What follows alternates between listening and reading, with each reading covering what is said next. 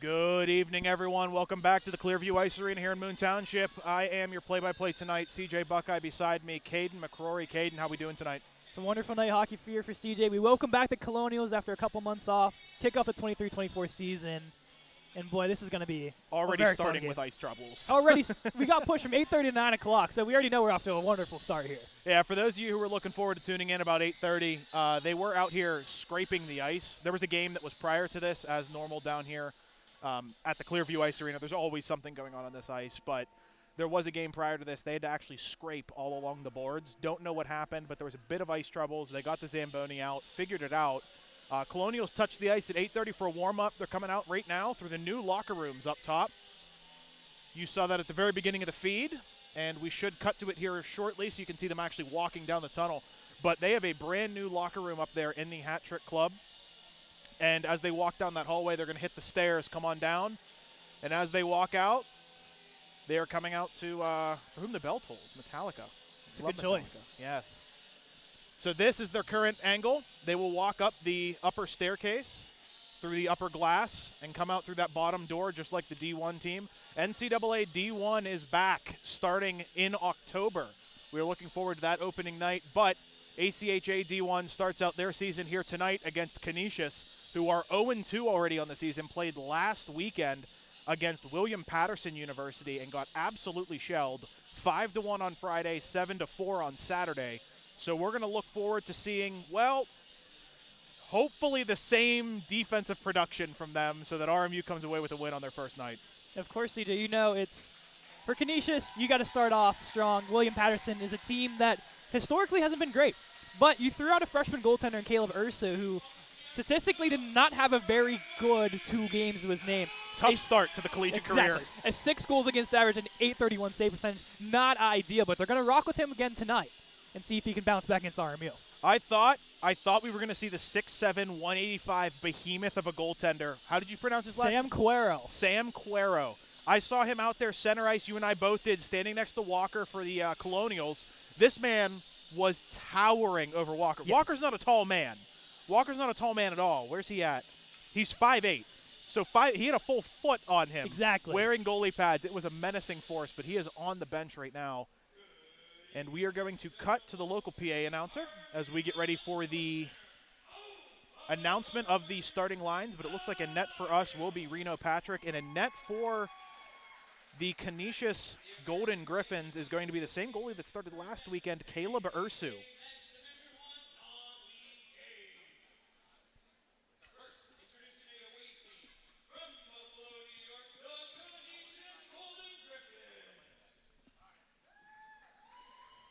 For the Colonials tonight, Captain Blake Loges is a healthy scratch tonight. He's actually at a wedding, a family wedding, so he is out of town. But congrats to him on getting the captaincy after Adamski and Kramer both left after graduating this past season.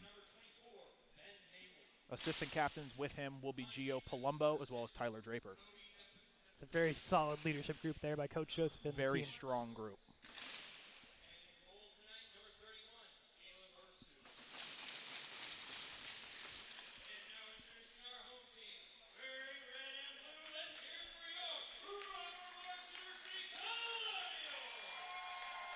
Pretty strong crowd here tonight. That's what happens when we miss hockey. We go through the whole summer without any, and then boom, here we are, back at Clearview Ice Arena. Let's get going. Introducing first, Michael Hurst, number 10. He's a sophomore transfer from Chatham University. We have been told by Coach Joseph he's going to be a man to watch, and we're going to see if he can replace some of what Roman Kramer left when he left. Andrew Finnegan starting on defense as a sophomore. And he's going to be playing with Hunter Hodgson, also a sophomore. So starting on D, 2 sophomores for this Colonials team. Reno Patrick and net, the junior. As we will cut to the national anthem, and we will be right back shortly.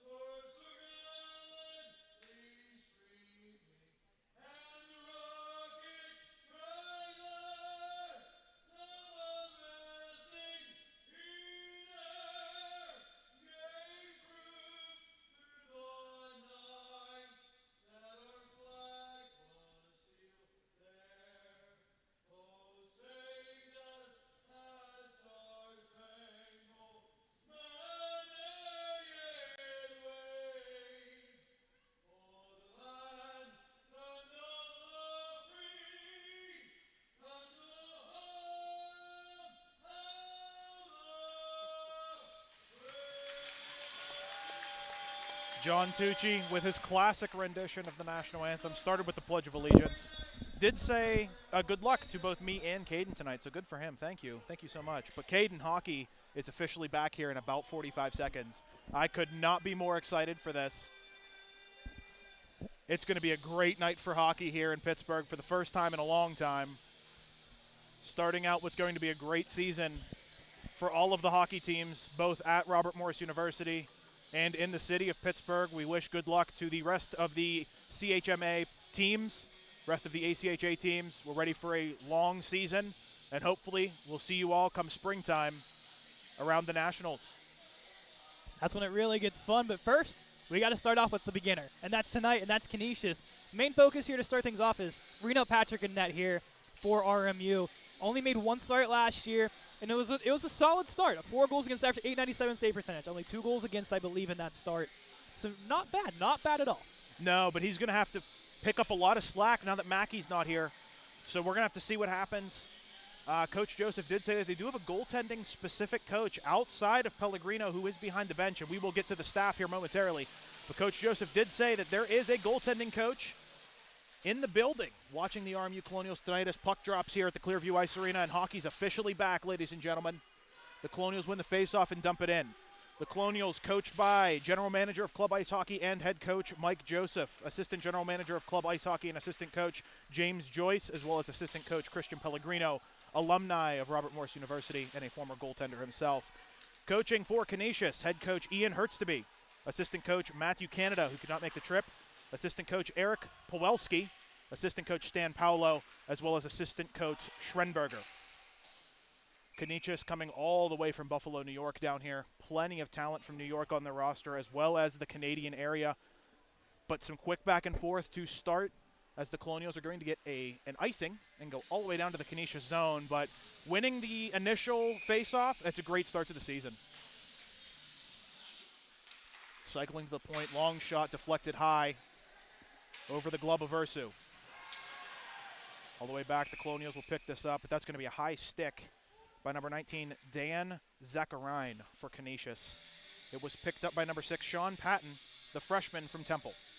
Yeah, you look through this freshman list, CJ, and you see a lot of talent. You have guys like Sean Patton who can slot in either forward, defensively, fourth line, second line. He's kind of like their Swiss Army knife almost. You can kind of use him in any situation. He's a younger Tyler Draper. Exactly. Into the RMU zone, some early physicality as Andrew Finnegan, not afraid to throw his body around. We saw that all last year. And here come the Colonials the other way. Alejandro Apud fires it towards the net, swallowed by Ursu. An early save by the Canisius goaltender. He's going to need a few more of those to get into a rhythm and shake off the poor performance last weekend. You would have to think RMU knew going into this game, CJ, that, hey, Ursu led in 7 goals in his second game, the most recent game. Let's just get shots on them, kind of test them, see where we can maybe find a soft spot. And there it is. Already, right off the rip, Tyler Draper with a shot, tipped in by George Macri-Costas. The defenseman gets in deep, and RMU's on the board. There's a lot of concerns with this line going forward. Macro-Costas and Draper moving up the forward with Keith Reed. And they say maybe it's a little too power hungry, but it goes well in this case, and Macro-Costas gets the opening goal for RMU. When you take a guy who, being on defense, was known for his cannon of a shot, and you tell him to get up front, you hope that it works out. And in this case, it looks like it has. RMU tries to circle the puck out, and it's going to be a long stretch pass. Unable to get a touch on it. Canisius is going to touch up for icing. And the face-off. It is a little different look if you're used to watching from last year. As I mentioned, Macro-Costas and Draper both making the move from defenseman to forward. And later on in the year, Trevor Kohlberg will make a move from forward to defenseman. So kind of everyone's switching around a little bit. I know David Zorner and Sean Patton, 2 of the other freshmen, will be going in between forward and D as well, but not a bad thing for Coach Joseph. Off to a great start, Kyle Neudorf for the Canisius Golden Griffins with a shot in the low slot. A quick save by Reno Patrick. He's going to have to get started as well. A couple good saves for him, but I'll tell you what, Ursu already lost it. What a hit! Tyler Draper comes across right on the blue line and absolutely levels Kyle Neudorf. Calhoun for Canisius. Neudorf has been on the ice 3 times on his stomach, and he's been on the ice for 45 seconds. He's going to play a lot. He's one of their top goal scorers, and I think Canisius is going to use him in a variety of ways here. Canisius looks demoralized. They let up a goal already, and you have to think Ursu might be in his head right now. RMU breaking into the zone. Shot went center. Unable to get picked up, but RMU slaps it, and it goes all the way out. That was number 25, Nathan Isaac, the junior from Mars. Chops at it, and it goes up into the bench. Into the crowd, I should say. I like what I was seeing there out of the freshman David Zorner. Playing defense tonight, but can play forward, taking that up himself, working along the wall to try to find Miranda in front. This fourth line, AZJ, might be one of the best fourth lines Joseph has assembled for this team in quite some time. Which is interesting because our fourth line going back to really the past 2 years has been almost the identity line of just get out there, eat up some minutes. Canisius on a break, 2-on-1, pass goes through the slot out to the other side. As I was saying, the fourth line's usually the identity line. Go out, play hard, get in the corners, do a lot of grinding. But in this case, this is now a dangerous fourth line as the shot comes ripping in from number 10, Michael Hurst, the sophomore that we touched on at the beginning. That was an absolute rip of a shot from the top of the circle, by the way. That was a wrist shot. Hurst only had 3 goals in the NCAA Chatham University program last year, and that was D3. And you expect that number is going to go up significantly playing first-line minutes with the likes of Gio Palumbo and Corbin Ragnow. I spoke to Coach Joseph on Wednesday, and we were talking about what Michael Hurst can do for this program, playing D3, coming to play ACHA D1 hockey. And he said, this is a player. Oh, off the boards and in! Off the boards and in, number 13, Hunter Hodgson, the sophomore, just dumps it in off the boards, takes a strange bounce, and in behind Ursu. And I'll tell you what, we're 3 minutes in, and he's got to have shades of last weekend. You have to feel for him, CJ. You think he's made the saves that he's had to, except for that one in front of the net where you just a screen by Macro Costas. There's not much you can do. But that bounce, I feel for Ursu because, like I said, he was off to an okay start. He made a couple of really good saves. Let up one where he had a guy right in front of him. And Macro Costas is no small guy. He's 6 foot 200 on the paper. But that one's tough. That's tough. That one's tough off the boards. Reno can't control that rebound. Out in front, low slot. Canisius with another opportunity. And they're going to need to find one quick. Oh, fans on it on the point. Canisius is demoralized as they're trying to get the puck and move it forward. That was number 91, Quinn Collins, the guy who had 14 penalty minutes in the game on Saturday, mind you. Definitely something to look forward to if this game gets a little bit out of hand. If he's already starting to, as my esports players say, mental boom, then we're going to be in bad shape. But Canisius is going to have to get one back quickly. And if I'm RMU, you keep pushing. You need to get one more, maybe two. Force them to pull Ursu. Fired all the way in off the back of the net, and it's going to sit there. But that shot, let's go back to the one that ripped around the boards. Let's give Ursu some credit here. That goes in NHL games from time to time. Exactly. We saw it happen to Martin Brodeur, okay? Like, it's not like it's just backup goalies that it happens to. One of the best goalies of all time let something in very similar to that. So for Ursu, he's going to have to shake it off and move forward. Two goals early he should not be happy with, especially on a road trip here in Moon Township. Both really not his fault, to be honest. Nothing you can look at the tape and say, okay, I should have had that back. Yeah. If they go back and watch the tape, he's not going to be happy with number 2. Number 1, I mean, Macro Costas was right in front of him. He couldn't see anything. Yeah, that's a screen. There's not much there. You'd like to get a piece of it and make yourself as big as possible, but all the way down for an icing. Waved off. RMU has it. Loses the puck behind the net. Canisius with a shot. It's tipped just wide. Golden Griffins with another shot. Tip down front. Number 19's doing work. Dan Zacharian for Canisius. A couple of tips early on. A couple of players to look for this Canisius side. Jagger North, one of the players who has 2 points already in the 2 games that they've played. The other one to look at is Nolan French. Nolan French and Jagger North are 2 players to look at for Canisius as we go forward. You see a little bit of the physical display coming out of Canisius trying to get something going here. Well, they're going to have to. They need to find some momentum. They need to find some energy, and they need to find it quick because they're already down 2-0. We're 5 minutes in, and the momentum is clearly in the RMU side of things. Calhoun throws it forward. Rivet was there, but it's going to be picked up by Draper for RMU, taken down into the wall. Lost his edge, but they're going to call for the trip. So RMU's going to go on a power play. This could be dangerous as Rivet goes to the box. Nathan Rivet, the forward from Clarence, New York. This power play has had a lot of good looks in practice, and you know exactly what they're going to set up here. Draper is going to park his butt right in front of Ursu, and they're going to look for that same bounce like they did with Macrocostas. Well, this is going to be interesting because this is the first time we've seen this PP1 unit.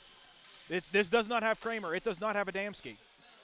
They are both graduated and gone, so let's see what this new unit can do. RMU already showing they've got offense. They don't need Adamski and Kramer anymore. They've got offense by themselves as Hurst wheeled to the top of the left circle and fired one wide up and into the netting. Based off rolls here, CJ, it looks like Hurst is going to be the Kramer, the guy that controls the top of the blue line and top of the circle for the shot. We'll see if he can. It's hard shoes to fill, but we'll see what he can do here. Hurst with the puck now. Hodgson. Underneath, Palumbo. Wheeling, top of the circle. Looking for a pass, finds one in Regano, and it's intercepted, and here comes Canisius the other way on a break. 55 for Canisius, chips it over the side, and out goes the goaltender. Reno Patrick could be in bad shape right now. He took a hard tumble as Draper was coming back, but he got up pretty quickly. Reno's good. He's going to take a skate around. Yeah, happy to see he's okay. Hodgson went in there with a full head of steam to try Was that to knock Hodgson? it off. Yep, Hodgson took the net off. Luckily, I think Reno got out of the way somewhat, so only his pad and knee kind of went up. And luckily, he's shaken up and okay. Continue. Face-off lost by RMU. Canisius fires it wide. Chipped in on net, and that's going to be sent up into the netting again. John Cryer from Williamsville, New York for Canisius there with the shot on net. Paddled up and into the netting as Joseph switches to power play 2 with 1:18 to go on this power play. Here's your random fun fact for the day, ladies and gentlemen. John Cryer was supposed to wear number 19, but has changed to number 2, so he's the only player on this team without a nameplate. Speaking of nameplates, these are some very nice jerseys for Canisius. I do. I'm a big fan of these. I like these a lot. Shades of the Sabres, but different enough that it's not just immediately Buffalo Sabres colors. That was dangerous there as a Pood kind of got his stick hit by number 8, which is Tyler Hansen for Canisius. Ends up going straight to Patrick, who was at least watching, and stops that puck with 1:04 left. RMU is going to have to try and salvage the remainder 64 seconds on this power play by getting this win, and a Pood's going to try and do that just that very thing. That was Garrett Walker, not a Pood. Still trying to remember all these numbers. It takes a game or two. One person who I'll never forget, Keith Reed, number 8. Here he comes. Walker chips it in. Macrocostas. And it's going to be intercepted by Canisius. Canisius comes the other way. Matthew Perdue playing defense here against Dan Zacharine for Canisius. One on the boards protecting. Canisius falls back into a 1-2-1. RMU hoping to get something out. Keith Reed moves forward. 3-on-2. Shot. Reed. That's going to be gloved aside, but not caught. Canisius up off the boards. Perdue picks it up for RMU. 10 seconds to go on this power play. Purdue's going to wait for the line change. Up past Macrocostas. Opportunity here for RMU. Gloved aside. The shot by Connor Moran. Flashing the glove is Caleb Ursu. You have to think that he's made a couple of saves to this point. Killed off a power play. If he starts to think of the positives, he might be able to get back into this mentally. Just takes a couple of saves to get into the groove, and RMU had a couple chances on that power play, but Ursu standing tall, keeping his team alive there. And Canisius' defense is trying everything they can to get some motivation for their offense. In some ways, a lot of physicality, and it's only going to ramp up from here. Behind the Canisius net. Pressing, Moran. Loses the puck, but so does Canisius. But here they come now, picking it up on the wheel. Cryer sends it in. Fans on the shot was the left wing, back to left D, back to Cryer. Cryer's going to take a shot, and it goes up, hits the glass. Would have been goaltender interference as that puck is blocked out in front. And Hunter Hodgson's going to take it with some speed. Tries to get around the last defenseman, gets it in on net. A chip from Trevor Kohlberg. He's getting dragged down here now. He's getting hit around. As they said, It looked like Kohlberg just had maybe that extra whack as the whistle went. Canisius was not a fan. Connor Moran got mixed up as well in front of the net there. Let's see if they'll call anything either way. It looks like they're not. I would imagine not. That's probably going to be a warning as Kohlberg is going to skate back. But the sophomore already going to try and get involved. And I'll tell you what, when you're on the lower two lines on a team like this, you have to make yourself useful. But he's immediately getting yelled at by Coach Joseph, who is unhappy or potentially happy. I can't really tell what he's saying. But usually whenever he's talking on the bench, it's usually not always for the benefit of the player. Hansen loses the puck. Able to chip it, though, but RMU's going to pick this up, dump it back into the Canisius zone. Delayed off is waived. A good hit on the boards. Gio Palumbo. We're calling that. Looking fresh in the A, and unfortunately he's going to get a call. I'm not entirely sure I agree with that. But they're going to say checking from behind. Are we sure? Maybe here. I'm not a big fan of that call, but check from behind. Checking from behind, okay. Referee Doyle makes that call after making the check with us. Yeah, I don't know about that one. It seemed like the player squared up knowing the hit was coming. I feel like when you kind of brace for it and you know, rather than maybe a blind side. He came That's from what you the call side. that? That's my thing. But this is a big kill for the Colonials. If they can get this killed off, this would be huge. Canisius needs one. David Zorner pressing on this PK. This man can play forward and defense, and Zorner's going to try and place him forward here. In the corner, trying to maintain some possession. Canisius is going to grab it, but he's doing a good job killing time. 20 seconds gone already. This looks like Zorner's towering over these players here. Canisius into the zone. Nice saucer pass from 86. That's Jagger North. He was trying to find Jesse Calhoun, and I thought that was a pretty nice pass, but Calhoun's unable to settle that one down. Jagger North's going to get off. I'm going to have to struggle here. I might say Jagger Furcus a few times, the draftee of this past NHL draft. Heck of a player that kid is, Jagger Furcus, and as well as Jagger North. Yes. Also Jagger Joshua, Penguins prospect. Brendan Reed, one of the prime point getters for this Canisius side, on for this power play unit. Good opportunity there for RMU to clear it out, unable to do so. Nolan French, far side, Collins. Back to Collins, at the point, cycling down underneath. Very quick passing plays for Canisius. RMU can't catch up. Puck loose in the slot, and that's going to be grabbed by Reno Patrick. They're going to call for that, and that puck was not frozen, but the referee lost sight of it. Canisius can't be happy about that one. Reno Patrick was sprawling. He was down and out. It seemed like he may have got a glove on that last attempt as that puck kind of went invisible in the eyes of the referees. But RMU catches a break, and they got 35 seconds to kill off the rest of this penalty. But so far, so good for this penalty kill. I couldn't see the other linesman. I thought they only had two out there. I thought it was a linesman and a ref, but the other one was hidden on the boards. And for a second, I also did not see him. French, back to Collins. Collins underneath. Nymol. Depadrina. Depadrina now with the puck. Looking to circle down underneath. Looking for the pass out. Reed waiting for it. Gets it. On the line. He waves on it. Canisius able to capitalize and get that puck back in possession. Out front. Low slot. And that's going to be saved by Patrick. Scrambling. Puck still loose. Reed has it. Canisius is going to grab it again. But the net is off the moorings with 3 seconds to go on this power play. And RMU, 2 fortunate whistles. And this is actually going to come out of the zone. So RMU's in a really good spot here. Takes away from getting Gio on that breakaway coming out of the box. And you know he has speed. And he has the talent to put some fancy moves on the netminder. So actually, it is going to stay in. So this chance is still going to be possible here. Look for a quick outlet pass all the way up the boards. And Palumbo was there. Pass wasn't far enough. Canisius into the slot. It's still there. Shoveled out to the point. Big hit on Cryer from Reed. There's a broken stick. Not too sure what the whistle was for, but it will be a stoppage in play.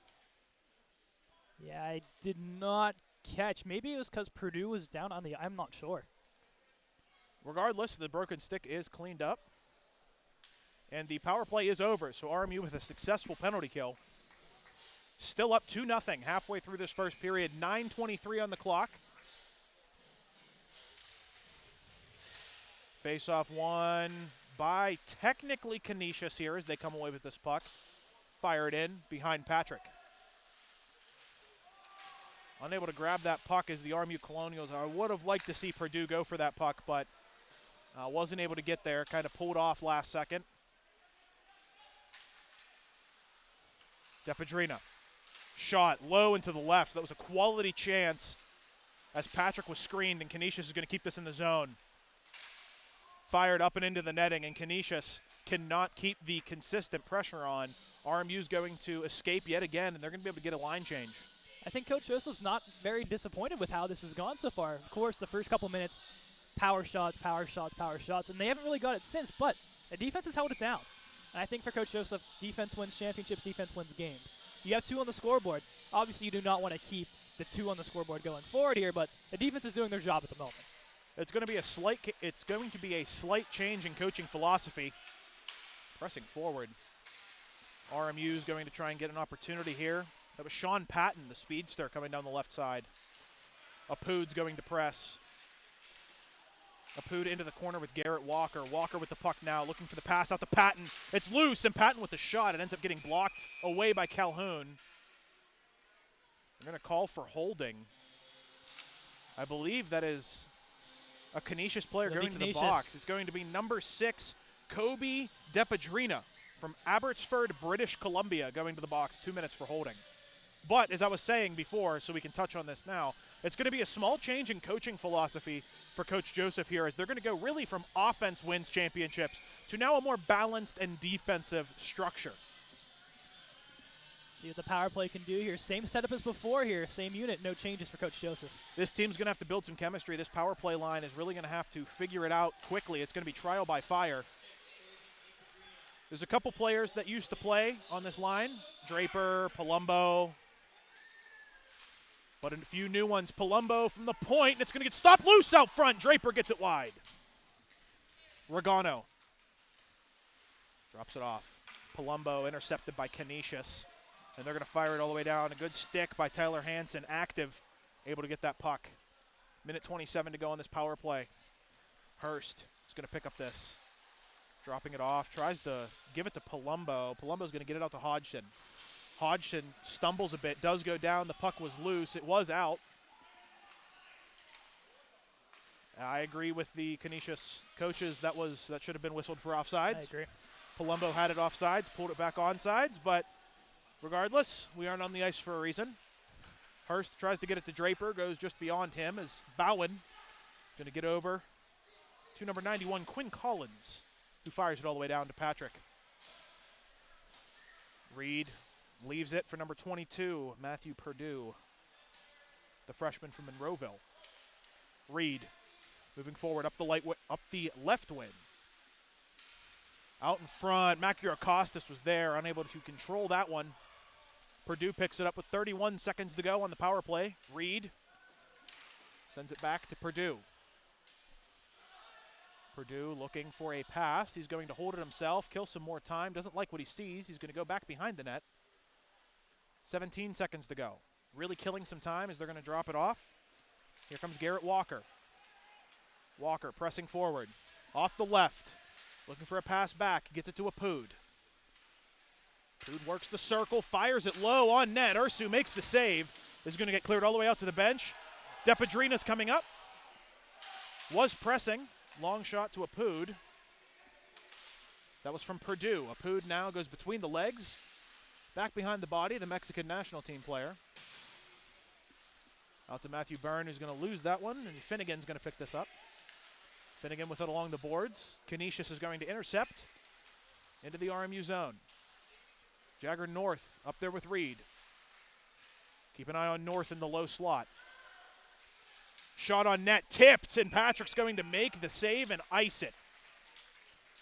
A good tip by North. Did you see the little deflection there? It was good, but Patrick squared up and got a hold of that one. He's looked solid here in this first bit of frame here. It does ring up Patrick. I got to say, for this RMU power play, they got to get something going quick here. They've had a lot of chances to do something and not a lot of offensive zone, but credit to Canisius. They've done a very good job on this penalty kill to prevent RMU from getting any chances going. And thankfully, they aren't the ones that are down 0-2. Yes. So if they don't score on the power play, it's not a huge deal. Obviously, you'd like to get one going, start to build some chemistry. What a tip! What a tip, pressing forward. It is so weird seeing 15 not be Roman Kramer, but that is, in fact, Anthony Chiaramonte, the sophomore from Gibsonia. Finnegan tries to poke that one, and Reed for Canisius is going to pick this up. Evades a check out to the point. Reed now trying to get through the RMU defense, unable to do so. Finnegan's going to pick up this puck, send it forward. Byrne grabs this one along the wall, drops it back. Chiaramonte gets intercepted by Jagger North. Reed gets leveled by Andrew Finnegan. Whew. Andrew Finnegan with the hip check like it's the late 90s. Was that Nicholas Cronwall? He got Cronwalled in the awards there. That was just incredible. Absolutely crushed. A very clean check by Andrew Finnegan. You love to see that. Along the wall, picked up by Palumbo. Palumbo out in front into the slot, and it's going to be saved by Ursu. That was scary by Palumbo. He actually went outside then inside and just diced up the defenseman with a clean shot on net, but Ursu makes a save. Going back to Finnegan, his main goal in the offseason was to build some strength. And you already know, for a very tall player in Finnegan, I believe it's 6'3". Last season his problem was taking those penalties because of his height and his weight. Gets a little stronger, get a little smarter, and now use your body to your advantage. That's going to be a tripping call as RMU is going to maintain some possession here with a shot. See if they can maintain some more possession as Palumbo's going to keep it in. Canisius touches on it, and that's going to be it. As the Canisius player goes to the box, 2 minutes for tripping. See if we can catch the number here. That is number 16, Nolan French from Buffalo, New York. Going to the box, 2 minutes for tripping. A third opportunity for this RMU power play. 4:18 on the clock, 2 minutes to go, a full power play. Let's see if they can get one here. I just want to see a couple of shots at least out of this power play unit. Out to the point, RMU fires one in. That's a quick shot already. Palumbo, back to Hodgson. Hodgson far side, Regano back to number 10 at the point and fires it on in. That's Michael Hurst. Touched up by Patrick, gives it over to Hurst. Hurst is going to wheel. Long to Palumbo. Palumbo leaves it back for Hurst. Hurst gets hit along the boards. Intercepted by Bowen, and Canisius is going to get an opportunity. Tied up, taken down, and that's going to be 2 minutes yet again. And that power play is null and void. Corbin Regano upset at that call, but I believe that was the right one. Yeah, Ragnar will sit for 2, and unfortunate break there, only 31 seconds of power play, but I like what I saw there. 2 shots quickly on net, but you get stuck in your defensive zone, you make some costly mistakes, and Ragnar got his stick caught in there, and they're going to sit for 2. Well, I guess we get to see some 4-on-4 hockey. Garrett Walker out there with Alejandro Apud. Walker loses the faceoff. Bowen far side to 91. Quinn Collins who gets the shot off. Bowen sends it in. It's still bouncing. Intercepted by Apud, and Canisius takes it right back. Hodgson tries to beat him to the puck, unable to do so as Canisius maintains possession. As they're going to cycle it back to try and keep that possession and moving forward into the RMU zone. Apud right behind is Neudorf. Over to Bowen. Collins. Far side yet again. Tries to get that back over to Neudorf, who's going to get it after at first fumbling. But now Neudorf tries to cycle around Apud, does get around him. Walker steps up, chips it towards the neutral zone. It's going to be intercepted. Hunter Hodgson as the RMU team goes 3-1. Apud, the sole forechecker now as we get a line change. Keith Reed presses number 72. Ties him up, gets the puck back. Keith Reed, toe drag, moving forward. Keith Reed with the shot up high. Blocked by Ursu. A good attempt by Salvatore what was it? Domenico. I keep saying Domenico. Domenico. Domenico. Salvatore Di Domenico. in the boards. Tyler Draper is really getting bodied. Reed out up top, high slot, looking for an opportunity. Spinning around, looking for a pass. Steps into the circle and fires it right on the faceoff dot. As the 4-on-4 ends, Canisius has a short power play for 20 seconds. 2:06 to go in the first period. RMU leads the Canisius Golden Griffins 2-0.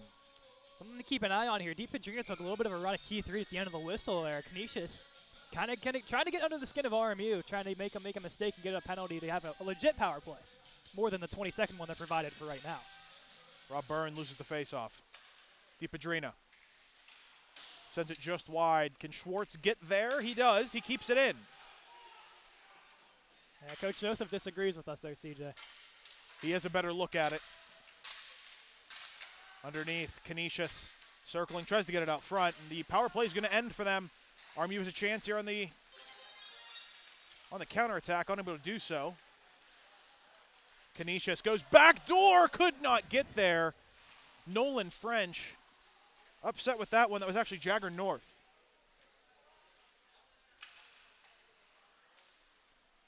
All the way down, the Canisius defender, number 2, John Cryer, going to pick up this puck. Cryer over to North. Underneath, Cryer back to North yet again. Picked up by RMU up into the netting. Unfortunately, that is going to be David Zorner, and that's going to be out. Thankfully, it wasn't a delay of game because that was very close. Very close to it, but luckily the netting saves us there. These last minute 7, RMU I think just needs to go all out here. Win the face-off and get going, get some shots on net. As Ursu has not seen a lot of shots come his way in the past 13-ish minutes or so. No, RMU was really strong out the gate, and it kind of trailed off. I think they got a little comfortable with their 2-0 lead, and Canisius started pressing them, and they just started to build that defensive structure, really not facing a ton of pressure because Canisius did a lot more passing than they did shooting. And thankfully, Patrick made some saves when he needed to, but RMU still not really up to speed yet on the for the RMU offense, that RMU brand of offense that we see so much with the counterattack and the speed. Not a ton there yet, but it is game 1. This Canisius team at least had 2 games prior to this, so they did at least get a warm-up game. This is RMU's first game. Yeah. Macri Costas getting into a little bit of a bout way off the puck, and they're both going to get sent. I'm surprised that wasn't called earlier. Macri Costas going alongside Matthew Bowen, and I'll tell you what, I think that's the right call by the referee. They were off the puck, and they were just battling. Yeah, we've seen a lot of these battles back and forth between both players, not even just Macri Costas and Bowen alone, but just in general, these corner battles where the puck is nowhere near the players. And finally, they call it. But I do agree the referees need to get a little bit of control of this game as opposed to jab at each other in the box. Yeah, it's going to get a little out of control. I don't want a mercy her situation. Oh, not again. Please. Not again. Not again. Not again. We would not. We'd like to keep our streams up. That's the goal. So we can go back and watch it and learn and not do what, the likes of the Merciers, Jack Lim did and thinks it's still funny to do. Just saying. He has it all over his Instagram, thinks it's funny. I don't. 10 seconds to go in the first period as Rivet moves forward to Neudorf. Canisius looking for a late goal here. RMU is going to clear it out of the zone. Quinn Collins tries to send it in as the final seconds tick away. And there's the buzzer to end the first period as Quinn Collins, that's the man to get under the whistle of, or to get under the collar of, I should say, because he had 14 minutes of penalty time last game. So have to keep an eye on Quinn Collins. And possibly might get an extra 2 to his name there after he took a little extra jab, I believe, at Corbin Ragno's back, which is not ideal. And I think the referees probably will put a stop to that very quickly. Oh, I would imagine that the referees have a little chat with the head coaches respectively, both Coach Joseph as well as the head coach for Canisius, Ian Hurtsteby.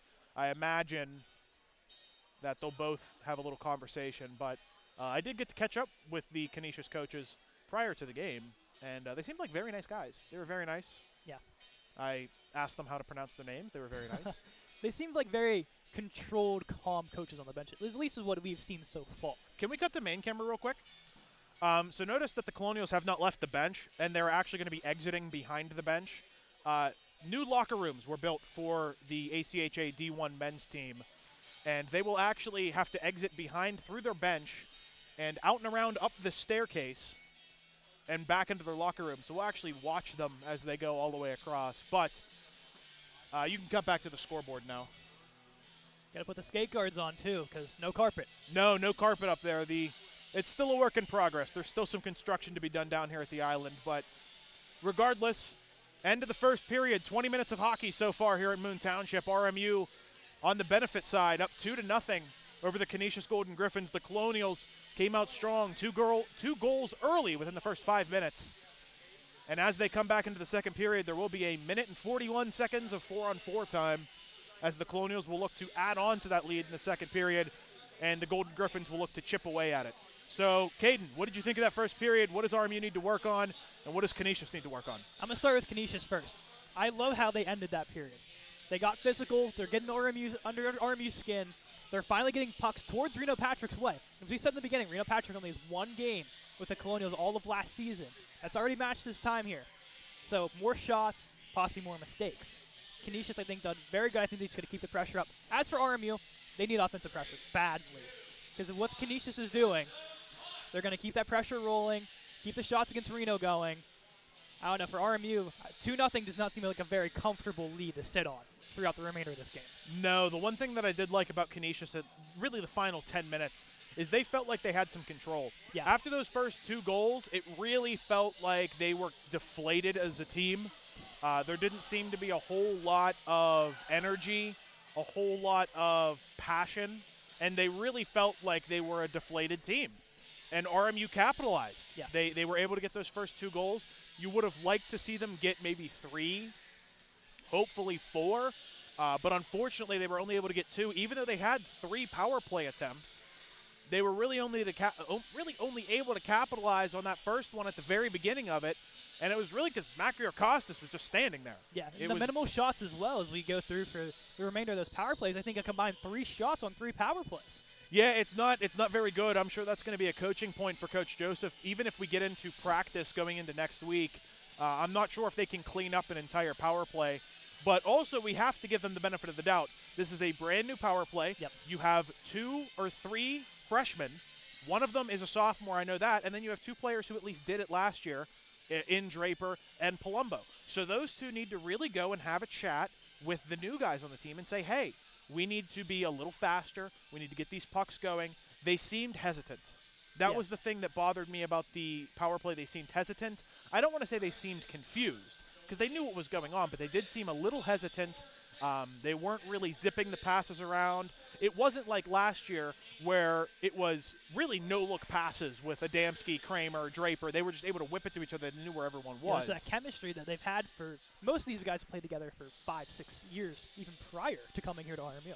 And that's something that they need to work on, Yeah. this new team going into it. There's a lot of freshmen. There's a lot of sophomores. And there's not a ton of seniors and graduates. And thankfully, those seniors and graduates are in leadership positions to help grow this new body, this new cohort for this RMU ACHA D1 program. It's something that Coach Joseph is going to be working on. He actually told me that he over-recruited this year. This is the first year that he actually had to tell kids, I'm sorry, you just didn't make the team. It's the first time that he had to, I shouldn't say kids because they're men, they're teenagers, they're young 20s, saying, hey, you need to work on this, you need to work on that, I'm sorry you don't have a spot in the team. That's the first time this has had to happen. Especially with 3 men's programs all the way down. Yes, you have D1, you have D3, and you have D4. And this D4 team, whereas last year they were struggling to field a roster every single game, they have a giant roster, over 20 players and 4 goaltenders. This is a team that has grown. This is a program that has grown, and Coach Joseph has done a fantastic job putting together a successful team. And we saw, when we were at the end of last season, the first thing that we said was, this is going to be hard to live up against because you're going from Roman Kramer, Justin Adamski, and Tyler Draper, who all 3 are very, very strong players. Roman Kramer led the ACHA in points for a good portion of the season. And you're losing that. And Adamski was no slouch either. He was in the top 10 for the majority of the season, if not the entire season. You can't forget goaltending as well. Both Parker Rutherford and Kevin Mackey both exit the program, both now playing professional hockey. Yes, both of them. Congratulations to you two as well. If you are tuning into the stream, congratulations, Mackey. and Rutherford for securing a professional job to continue playing what you love. Roman Kramer as well, playing, I believe, in Australia. He was in Australia. Now he's going to go play in Virginia for the Good for winter him. semesters. Good for him coming back over. Yes. Regardless, we've talked way longer than we normally do in intermission, so we are going to cut, give ourselves a break. We'll be back in about 9 to 10 minutes for the start of the second period. And welcome back here for the start of the second period, as we will be watching to see the Colonials as they come out of their door back onto the ice. I see them down there queued up, ready to go. They're just waiting for the call from the official. So we're going to go with the door. The magic door. Going with the door. The magic door. It is the magic door. They should put some smoke over there. That would be sick. That'd be cool if there was like some smoke. We can actually see some of the players are still coming down the tunnel. Andrew was nice enough. I told him to make sure he watches that. They will come down that tunnel. Then they will hit the staircase on their left. They will go down a set of stairs and then come out the magic door, which is now being coined as the magic door. We're going to have to roll with that for every game going It's forward. the magic door. Magic door. Also where we did NCAA interviews, and that was always hectic. Not a lot of room down there either. No, not a lot. Yeah. You get a couple reporters down there, a couple student media, and it fills up quick. As the Colonials come back on the ice for the start of the second period. Remember, 1:41 to go in 4-on-4 time. Colonials leading 2-0 over the Canisius College Golden Griffins. A little shocked with no call. I don't believe, at least. Going to, I believe it was DiPadrina, possibly, that had that extra whack at the end of the whistle on Hurst. Well, We'll see if he will go. He may. We'll have to keep an eye on it and see if we see number 6 go into the box. But it actually looks like he's on the ice right now, so Yeah, I think looks like he's going to be starting. 4-on-4 looks. He might have gotten a warning. Yeah. Been like, hey, let's not do that again. But knowing how these games usually go, I feel There like will be more this of isn't that. done. This is Yep, not done. there will be more of that. Ursu's still in net for Canisius. Reno still in net for the Colonials. I would assume going in tomorrow we will see switches on both sides of the net. I believe Patrick Colburn, the rookie, will get his first collegiate start. And then on the other side, we would assume would be Sam Quer, but going off what they did last week, and Ursa went back-to-back. Yeah, they did do Ursu back-to-back. I imagine we'd have to see a switch there, especially if RMU scores a couple more in the next two periods. But I would be very unsurprised to see Colburn in net tomorrow. I think that would probably be a good play for Joseph, who's talking to the referee. All smiles, though. Collins for the Golden Griffins. Starts out. DiPadrina forward for the Golden Griffins. Nolan French gets it far side. Wow, what a grab. DiPadrina gets that right on net, hits into the goalie, but to be fair, he was kind of pushed by Hodgson. I don't really think that was on his own volition for him going into the net. Yeah, that was Hodgson trying to clear the crease. And you see Reno Patrick go into that turtle, trying to protect himself at all costs. Because heaven knows if RMU loses a goaltender, you're relying on two rookies with no ACHA experience whatsoever to take over the crease. I'm allowed to say this, but I don't think you can. Hopefully he can protect himself more than Jari. Now that you're a Penguins intern, you can't say that. Look, I hope Jari has a wonderful season. That's all I'm going to say. I do too. As a Flyers fan, I do too. I hope he is quality for you guys, and I hope you don't miss Casey DeSmith too much. Same for Carter Hart. I hope he bounces back because I love the guy. I just want him to get cleared of any charges. I think he's okay. I think. I have my doubts. Regardless, congratulations on air, by the way, for your Penguins internship. I Caden appreciate did that. get Thank a you. Penguins internship in the radio department. He started this week, so congratulations to him. Thank you. Colonials moving forward as they tip it in to keep the icing away. Avery McNabb from High Prairie, California.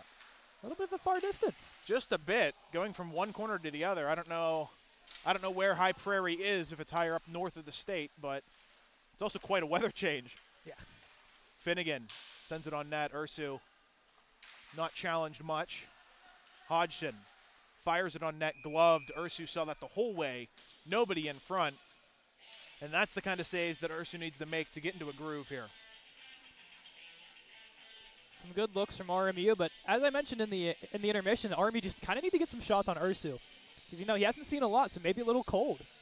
We just try to squeak one in, expand the lead, and then maybe sit back, go back to how you were doing in the middle of the first period, just kind of sit back and play defense. But you need at least one here. Well, in the they're second period. also RMU in the defense of Canisius and in the defense of Ursu. RMU isn't really doing what worked to get them their first goal. Yeah. They had Macrio Costas deep in the crease, and he completely screened Ursu. Ursu couldn't see it coming. Neudorf with an interception, dangles inside then out, and a great defensive play by the freshman Matthew Perdue. A fantastic defensive play, and unfortunately, 2 minutes for interference is going to be going to Corbin Regano as Kyle Neudorf is taken down. It's an unfortunate penalty. And going off the high prairie, that isn't California, that is Alberta, Canada. So they just put CA for Canada? Apparently. So I was looking through maps and a couple of Google searches, and that's Canada, not California. What region? Alberta. So it should be AB, not CA. Yes. A little mess up on whoever made the program. I think it was actually Blake Loaches that actually made the program. Have a word with him, please. Hey, he's enjoying a wedding. We're going to let him enjoy his weekend off. As soon as it gets Monday, that's when it goes. All the way down to the Canisius zone. RMU is on the penalty kill, even though they have the power play on the wrong side. I had to double check, I had to count. Just to make sure. Yes. Oh, the puck was loose, and Canisius is going to be unhappy about that one, as the puck was loose right on the goal line. As Patrick thought he had it, but it squeaked through, was sitting on the goal line. That could have been dangerous, but RMU with a favorable whistle.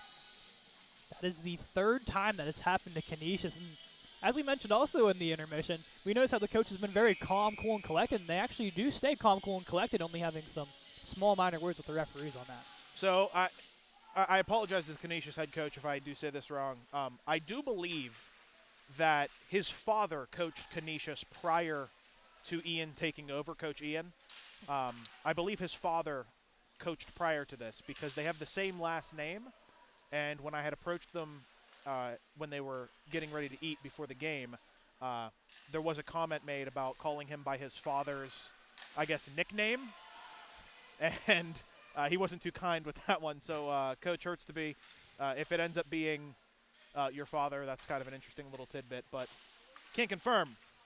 DePadrina along the wall underneath as Canisius is really trying to get the umbrella working here, but it's not working well as it goes all the way out. Behind the net, Ursu stops that one up, picked up by Reed. Reed tries to go underneath between the legs, able to corral that, but didn't get the deke off like he wanted to as Reed enters the RMU zone. Fires it towards the net. Patrick paddles it aside. DePadrina, top of the circle, waiting, taking his time, fires it high, and that's going to be blocked by Finnegan. A tough redirect. And North is going to pick this one up. Canisius now. Rivet across the Clearview Arena. Fires it in on net. Patrick can't control it. One thing we're going to have to be careful of going into the rest of this game, Patrick's rebound control hasn't been great today. He's had a couple juicy rebounds that he was giving up. Thankfully, none have been capitalized on. But there were two right there that could have been very, very dangerous. Getting straight to the power play unit for Canisius. But thankfully, they didn't go in. And that power play for Canisius is over. Overall, great kill by RMU. Oh, out in front, Rivet with the shot, and it's going to be saved by Patrick as he sprawled. Canisius with a little bit of momentum here. Sorry to cut you off there, Caden, but I mean that was dangerous. Yeah, those high danger chances, especially in front of Patrick. He's going to cover that one up, but he stood tall. He stood to the task so far, and remember, we're going to say it time and time again, he's only played one ACHA Division I game prior to this. Nathan Rivet, the player that had the chance for Canisius there and a second opportunity, seems to be really motivated as he's attempting to perhaps get one back for the Golden Griffins. Perdue along the boards, tries to hit Macrio Costas. It's going to be intercepted. Canisius walks in with the shot in the high circle. It's still loose out in front. Stick goes flying. Intercepted by the Colonials, and there's going to be a penalty. Another one for interference. That's going to be 2 minutes on Matthew Perdue, the freshman. And just going for the stick lift. And unfortunately, the stick goes all the way to the heavens and back. And 9 times out of 10, that usually gets called. So we'll see this Canisius power play that looks solid. Of course, just had some good danger chances on Patrick. And, hey, Canisius can really turn the tide here. Joseph very unhappy, screaming on the bench at the referee. 2 minutes for interference, and Canisius has another power play.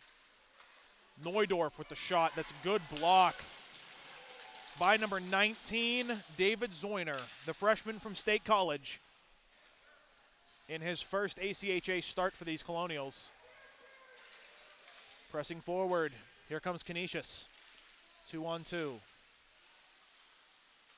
Rob Byrne was there, out to the point.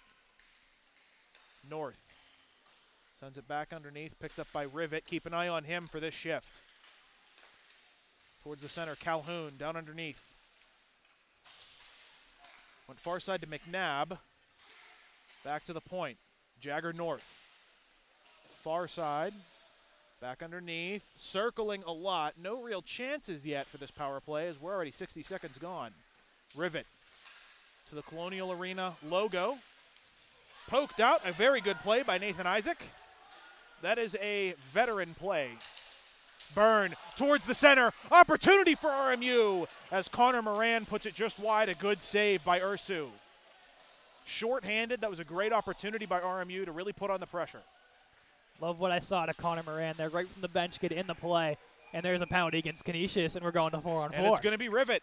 Rivet's going off. I'm not a huge fan of that penalty call, I'll be honest. That may have been an even-up call. I didn't really like how that went. But I also didn't see it because it was kind of obstructed by the cross-check by the viewer. So that was a cross-check. So Looked yeah, like that is something that I wouldn't be able to see because of the way that we have here. So if that was a cross-check, then a good call by the referee. And if it wasn't, shame on you. But we'll say that it was a good call. We'd assume a good call. Face-off one by Hodgson. Or face-off one by Palumbo. The shot in from Hodgson. A follow-up by Palumbo, unable to capitalize on Ursu. Very quick play, stopped by the goaltender, Patrick. A good play by Reed as Canisius is going to try and do something with this. 4-on-4, a lot of ice to work with as Collins tries to send it towards the slot. It is deflected. DiPadrino for the Golden Griffins. Does not lay it off to Collins, sends it all the way down. Palumbo is going to be there to pick it up. Palumbo stops behind the net, and the 4-on-4 is over as RMU gets an opportunity here. Nathan Perdue unable to corral that puck, but he's going to get possession. Hits the brakes behind the net, tries to center it out in the slot. It is picked up, spun around with the shot on net. Palumbo with an opportunity there off of a Hurst opportunity. Palumbo across the Hodgson, up into the netting, and honestly, that's probably the best outcome because now RMU can collect themselves, get the proper power play unit together. The boys can have a little bit of a conversation as Canisius gets their penalty kill on with 1:04 to go to kill for them, and RMU has a chance to make this 3-0 and get that momentum back. We talked about before intermission with this power play how they need to be in sync. If you did see there when Mike Hurst did jump on, him and Palumbo had that little give and go. That's a small step in the right direction for this power play of getting on the same page. Palumbo out to Hurst. Hodgson fires it on net. Blocked out in front. Picked up by Canisius. 2-on-1. Regano is back now, 2-on-2. Tries to get through the cross crease. Patrick got his neck kind of compressed there. Hopefully he's okay. He got his neck kind of stuck underneath Dan Zacharine, and his helmet has popped off. Hopefully he is okay because that looked like it could have been dangerous. Thankfully there wasn't too much momentum from Zacharine, or else that would have been in bad shape. That could be Zaccarini as well. It could be one or the other. I have no idea. I think Zacharine seems like the proper. I feel like it should be Zacharine, but it also could be. It shouldn't be Eni because it would be INI. Yeah. If we are wrong, tell us. Of course, we'll. Yeah. If there's anyone in the Twitch chat that is a Canisius fan and happens to know number 19, if you could please correct us. We always like to get that figured out so we can make notes for later. Regardless, he came in a little hot. Thankfully, it wasn't too fast. Not his fault. He just lost his edge, went into Patrick. At least Patrick was able to jump back up and fix his equipment. RMU dumps it into the zone, and Canisius dumps it right back. Pack's going to come out, pick this up. 17 seconds to go on the power play. RMU probably not going to get anything going here, but they're going to give it a chance. Reed sends it over to Apud. Takes a bad bounce. 6 seconds to go. RMU does not get a zone entry. They're going to circle back. Apud goes down, holds on to that one. They're going to call Floric for a hold. Floric's going to go. Pressing forwards. There's going to be another power play. Pressing for it. Macrio Costas does get that puck. Canisius a little lazy on that one. Reed back to the point. Fires it on net low, and it was deflected. But that's actually going to be picked off by number 55, Matthew Bowen, who's already been to the box for interference, starting to get involved with Macrio Costas. And I don't know if I'd get involved with that large lad. What did you call him last year? The Greek Freak? The Greek Freak, George Macrocostas. And of course, he gave me the nickname. I'll give him credit for that. He likes to be called the Greek Freak. Of course, also congrats, George. Silver medal in the championships down in Florida. Yes. For Team Greece, alternate captain. Also a captain in the tournament up in Quebec. So he's had a busy summer, but the Greek Freak, I don't know if you want to mess with the Greek Freak. No, I wouldn't. He can mess you up. If they knew that nickname, they probably wouldn't have. Hodgson unable to keep that in. Canisius is going to corral this and look to get rid of it. Tried to get it all the way down, and they do. It gets stopped by Hodgson, but can't fully get it as it hits off the backboards. 1:45 on the power play, and RMU is going to take it. Here comes Hurst. Breaking through, over to Palumbo. Palumbo off the boards, trying to get it to himself. Gets stepped up on by Cryer, the man with no nameplate. As he goes down, and there's going to be another penalty. And they're going to call 2 minutes on that one for cross-checking. And both of these teams need to get themselves together. We have seen multiple penalties called for both sides, and we're not even 10 minutes into the second half. That's going to be Draper going to the box. And really, I think of all the penalties that are possible in hockey, I think I've only seen cross-checking given to Draper. I don't think he's been called for anything else. It's the more than likely scenario when you see 17 head to the box. And I would say that he hit him in the nameplate, but that was John Cryer, and there is no nameplate. Yes. He hit him on the 2. No nameplates, of course. But, yeah, Draper, of course, he's had that problem throughout his 4-year tenure already. He's just a little too physical in some situations. He's a big frame. He knows how to use it in most scenarios. That was not one of them. Minute and 25 seconds of 4-on-4 time. 31 seconds is the difference between the two penalties. So after the 4-on-4 time, oh my goodness! Andrew Finnegan absolutely levels the Golden Griffin player, number 6. Kobe DePadrina goes down hard, and he's shaken up as he gets hit again twice, and he's not having a good afternoon. What a hit by Andrew Finnegan, his second big one of the night to get the boys buzzing. I think I do believe the statement that Andrew Finnegan added some muscle in the offseason. My goodness. Hodgson along the wall. Holding it, keeping pressure. Finnegan behind the net looking for a pass. Nothing there. Gets it through. What a nice little touch by Sean Patton to maintain possession of that puck. That's an underrated play by a freshman. That's what you like to see. The mechanics are there. Now we just got to get up to speed. Good intercept by Quinn Collins. Andrew Finnegan down underneath. Gets hit by Jagger North. Does get taken down. That's going to be a little bit of a little payback for his player. Sticking up. You always like to see that. Finnegan dealt it out. He knew something was coming. That's how this game works. 3 seconds to go here, a 4-on-4. 4-on-4 is officially over. Floric back out for Canisius, and we have 30 seconds of a penalty kill for RMU. Can Canisius capitalize and get one back? RMU is going to try and keep it in the zone as long as they can. Maybe get a shot off, and that's going to be a cover and a smart whistle by Caleb Ursu for Canisius so that they can get a full line change, get their power play unit on, and RMU can kind of regroup a bit. They have 17 seconds here. There's enough of a chance for one rush for the Griffins, but they need to win this face-off, and they need to move quickly. I honestly like this scenario for the Colonials to get the whistle. 17 seconds, kind of set the way you want, and there's even perfect there by Rob Byrne on the face-off draw. Fires it in. Good save by Ursu. Still out in front, and he's going to cover that one up. That was a good shot by David Zorner from the point. Just to get something low to the pads, hoping for a little POP action, maybe get a little tip, but really just to keep it dangerous. Keep it low, make the goalie come all the way down. He went 5-hole on that shot. A good routine shot by Zorner just to keep the puck in the zone. 11 seconds to go now on the power play. That killed off 6 full seconds, and now there's no opportunity for the Golden Griffins to have something here on this power play time as their power play expires before they even cross the red line. Into the zone, the Golden Griffins going around the net. Off the board, Schwartz fires it low, tipped in. That was a bouncing puck. Patrick holds it. It almost squeaked through, but Patrick makes the save. 8:53 to go in the second period. Good work there by Reno Patrick, knowing where that puck was, falling back, making sure it doesn't sweep behind like it did that last time. Luckily, the whistle was in favor of him that last time. But I think Patrick's kind of settled in the game. The more this game goes along, the nerves go away. The shots kind of become easier and easier for you. And so, like we said, first game this season, first game pretty much on home ice. He's starting to feel himself now.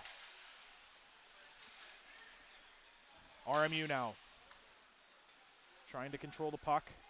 Sitting in the neutral zone, back and forth these two teams are going now. Momentum is really in neither team's corner. It's really up for grabs. Reed tried to control that for Canisius. Down goes number 19, David Zorner. I'm glad there was no call there because that was not tripping. It was just a lost edge. Reed.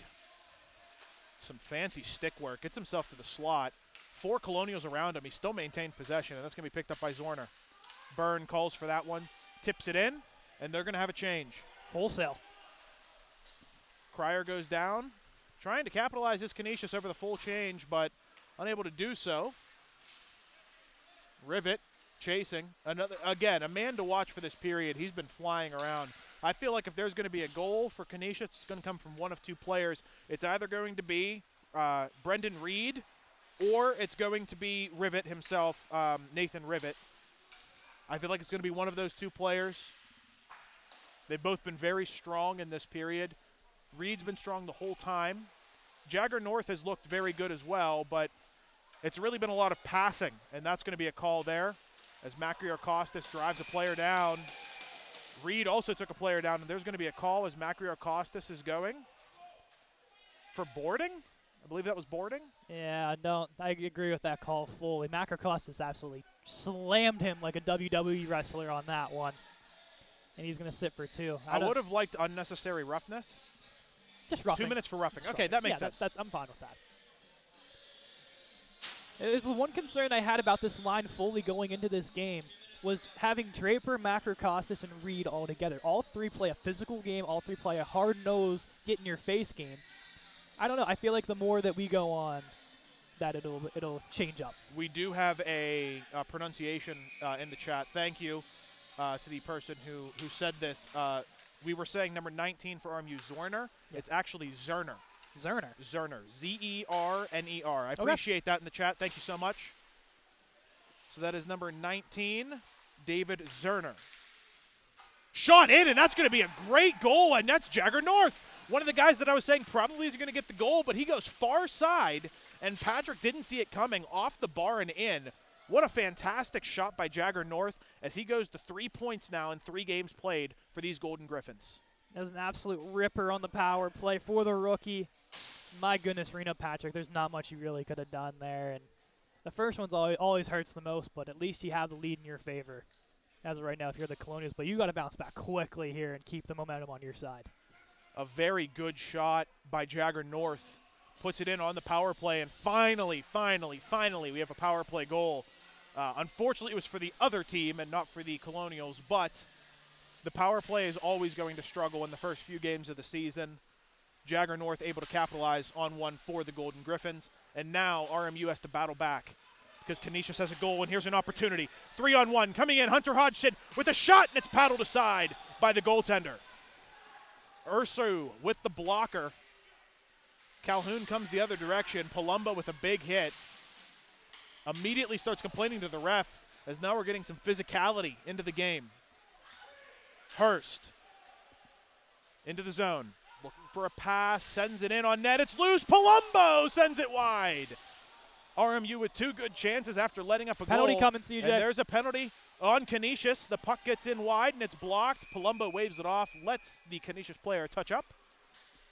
2 minutes for cross-checking. Another cross-checking call in this game, and it looks like, is it going to be Deepanidra again? It's going to be Deepadrina. That's his, I believe, 3rd time going to the box today. Deepadrina to the box yet again. Man. Tuning in from Germany.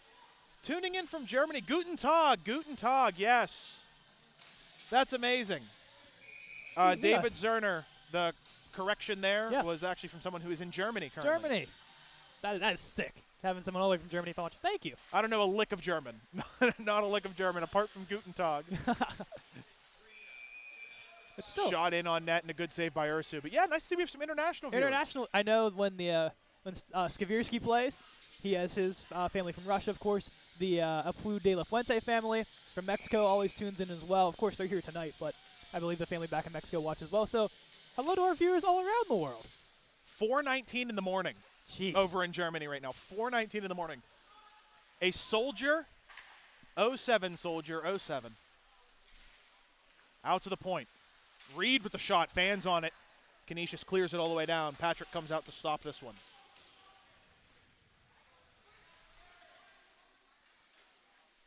RMU behind the net, Purdue.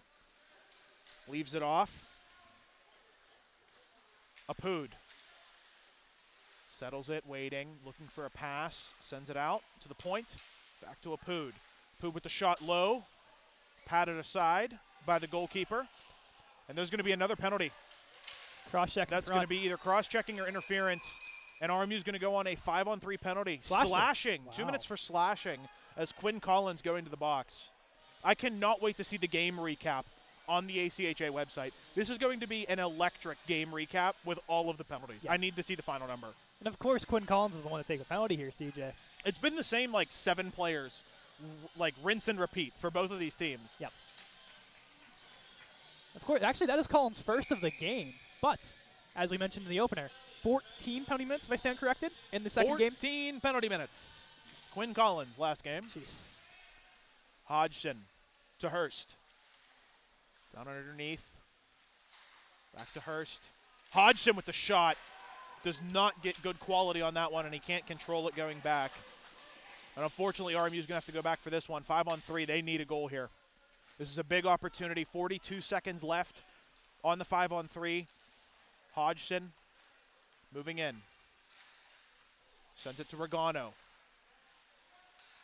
Regano back to Hodgson. Regano. Low shot. Blocked by Ursu. Draper. Out to the point. Or it was the low slot, not the point. Now it's to the point. Hodgson. High slot. Turns and shots. A good pivot by Palumbo and a better save by Ursu. 16 seconds to go on the 5-on-3. Good setup. I like the man in front using Draper in that screen role that he likes to be in front of the net. Now they're going to go to the second unit here, CJ, and maybe a little bit more juice with some fresh legs coming on. Probably going back to Macrocostas in front of the net once again. Draw another penalty or another deflection in front. Garrett Walker in the face-off dot. Wins it. Keith Reed. Back to Apud. Reed with the shot. Sends it just high. Had a wide open cage staring at him and sends it up into the netting. A-plus chance there for Keith Reed. Just put a little too much mustard on that one. Sends it into the netting. A tad too much pepper. Yes. Just a little. A-plus. Wide open chance there for Keith Reed. Face-off won by RMU. Reed to Purdue. Back to Reed. 5-on-3 is over. Shot from Purdue at the point. Apud now. Still loose. Keith Reed. Back to the point. Purdue. Reed, and he fans on that shot. 46 seconds to go on the power play, and Canisius is going to get this all the way out. I'd expect to see a couple of changes here for RMU. Nothing quite yet. Purdue holds it. 35 seconds on the power play. 5-on-4. Purdue to Reed. Reed shovels it in. Apud looking for this one. Able to keep it. Reed slows it down. Picked up. Purdue over across to Apud, who gets a good shot, and it is blocked by Jagger North, the goal scorer for the Golden Griffins. A great sacrifice as the final seconds tick away on this power play, and RMU still looking for a power play goal, unable to get one here. Was the Macrocostas goal at the very beginning, was that on the power play, or was it like the Even very strength. end? Two even strength goals. It was for even RMU. strength? Okay. Yes. I know it was around a power play. Yes. Power play happened, I believe, moments after the second goal. Purdue shovels it out. It's going to go all the way down, and that will be an icing as Macrocostas tries to get to it. unable to fully skate to it, but 3:05 to go in the second period. Canisius gets one back. 2-1 for RMU. RMU scored 2 goals early, but it's been a while since we've seen one. Within the first 5 minutes of the first period, RMU went up 2-0. Canisius did not score in the first, and they finally get one back in the second on a power play. Some good stuff out of Jagger North. As we saw in that penalty kill, gets right in the lane. Hey, he can score goals and he can eat pucks. He's good 2 ways, and we've seen all night long from 86 and blue. Shades of Jack Hughes. Perfect. On the boards, RMU trying to maintain possession as Purdue goes down. But he gets the puck now, as Byrne was holding that along the boards. Purdue tries to get it over to Byrne, but DiPadrina has it now for Canisius. Behind his own net, looking to cycle it out. Over to Collins, back to DiPadrina. Tips it forward, Byrne was there. Finnegan looking for another big hit. Unable to find it. Canisius comes in, goes through the legs, it was loose, and Patrick able to come out, get the stick on it, and gets the cover. Smart read there by Reno. Patrick, knowing that DiPadrino is coming in, gets out of the crease and covers that one up, makes the stop and gets the whistle. 2-2-2 to go in period 2. Scores 2-1. Imagine if it was 2-2. Let's not. I know. I'm just saying for the fun of the scoreboard to have all. How about twos. 22-2? Can we do that? Okay, that's better. I like that one. Maybe tomorrow. Maybe. Maybe tomorrow. Face-off won by Canisius. Shot low towards the net. Cryer into North. North tried to go between the legs to Brendan Reed. Unable to get that. Canisius called for that to be a delay, but it was not. Finnegan for RMU is going to pick this up, slow it down, gets it over to Hodgson. Hodgson gets hit. Loose out in front. Brendan Reed with the shot and a save by Patrick. Goes low and Jagger North comes out, and they're not going to be happy with that one as Patrick skates out and said some words. Yeah, Palumbo not very happy with the way that North went into Patrick there. At least Patrick seems to be all right, and so does North. The referee, Belke, is having a word with Palumbo. There must have been something that was said, but thankfully Patrick made a great save there before getting completely collapsed on by the Canisius offense. I got to say, Patrick has made not the flashy moves we're seeing out of Rutherford and Mackey, but he's made the smart plays. He's been very solid. Yes. He knows what he needs to do, and he comes out at the right times. He hasn't made any mental mistakes yet. Overall, it's been a phenomenal showing out of 31 in white. Behind the net, RMU working out. It gets to the neutral zone. Apud backhands it in, and Canisius is going to grab a hold. Cryer sends it up, intercepted by RMU. Down underneath, Zerner looking for this play, skates in. Goes down, but appears to be okay. Apud pressing forward now. Gets collapsed on by this Canisius defense. Canisius made a slight defensive adjustment to where they are collapsing in the neutral zone and forcing RMU to stay on the outside, and that has really cut a lot of this offense away.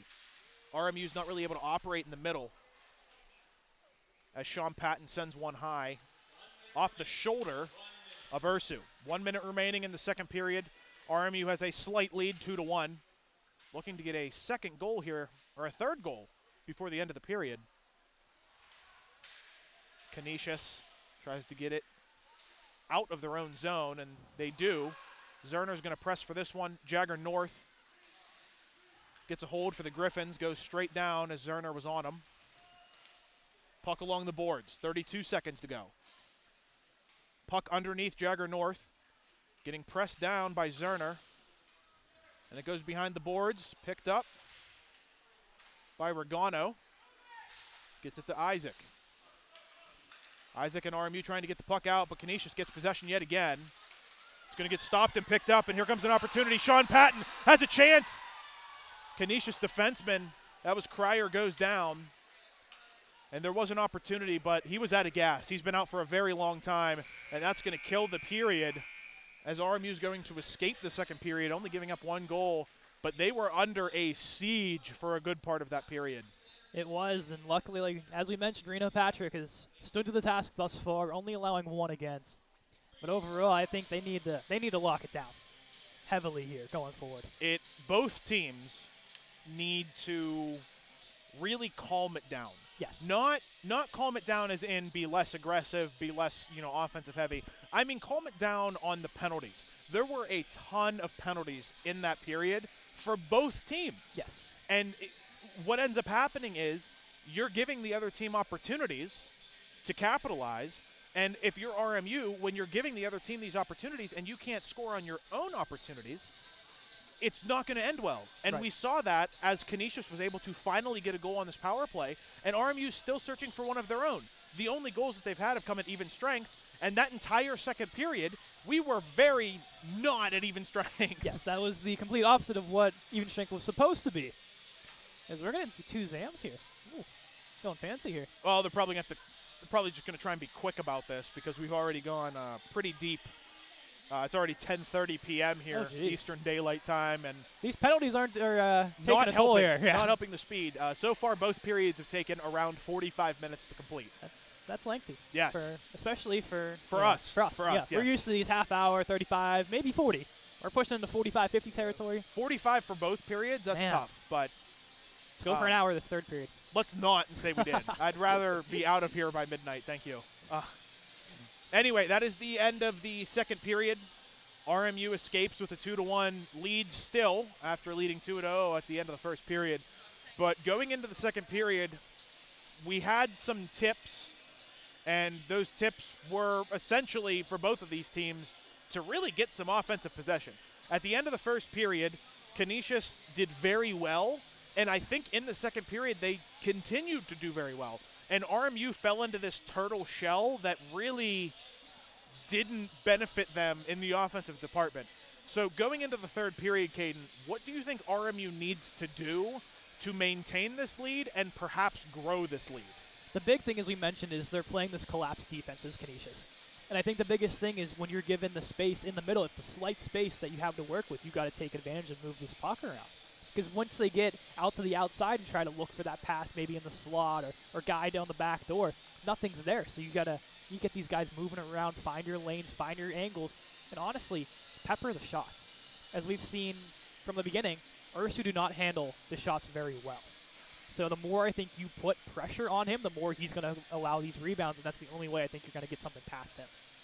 I agree. I mean, I think they need more shots. They need a higher volume of shots because right now what they have is they don't have a lot of quality chances, but what they do have is some solid passing plays that just aren't developing like they think they're going to.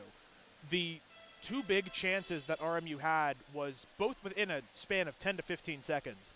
And those opportunities were because it was a quick shot from the high slot that was then followed up by a second chance by Palumbo just on the line in the corner. He just fired it on net, and Ursu scrambled. Those were the 2 best chances that RMU had in that period, and frankly, you need more of those. They don't have to be high slot, top of the circle. Get them in.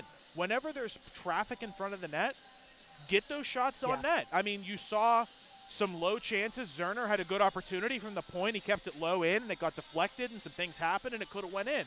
Both of these goalies are struggling with rebound control because we're really early in the season, and they don't have a lot of feel for the puck yet. And we're not exploiting it. Neither team's really exploiting it, except for Canisius. Canisius got a little close to exploiting that on Patrick, but RMU needs to get into those dangerous areas. We need to see Reed crashing the net. We need to see these players kind of getting into those spots to make Ursu uncomfortable because right now he's stopping everything that he can see. And RMU's not really making it hard. You can't stop what you don't see. Exactly. We talked even longer for this break, ironically, from last break. But we will go ahead into intermission, and we will be back in about 8 to 9 minutes for the start of the third period. We'll talk to you shortly. Welcome back to period number 3 of RMU and Canisius. I'm Cade McCrory. CJ Buck, I had to step aside for a moment, but I will be here at least to provide some commentary for the start of the third period of play.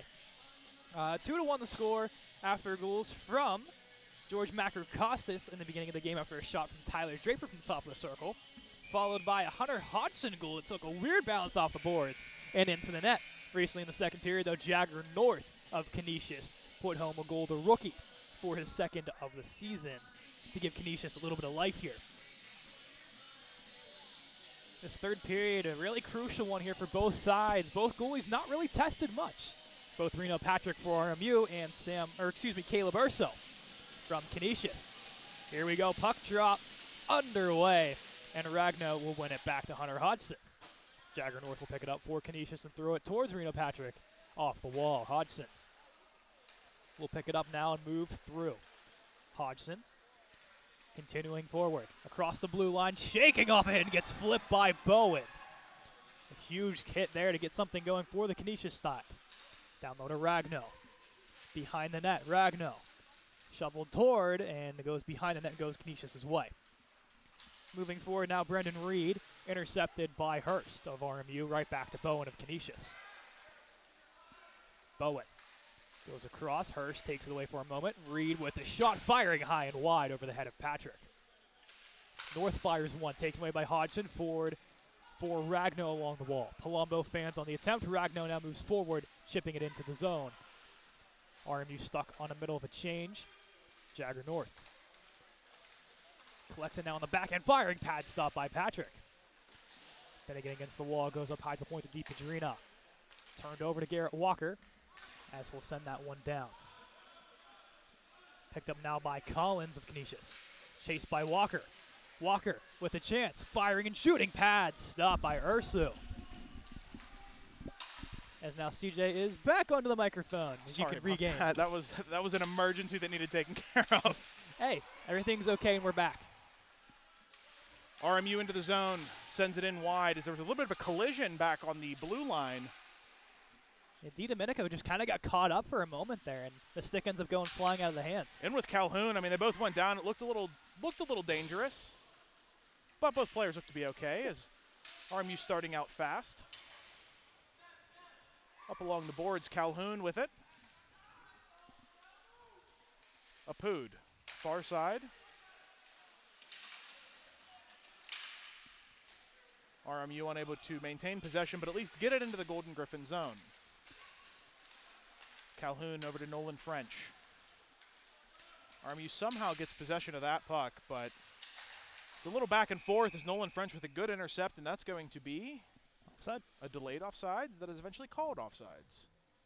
17:44 to go here in the third period of play.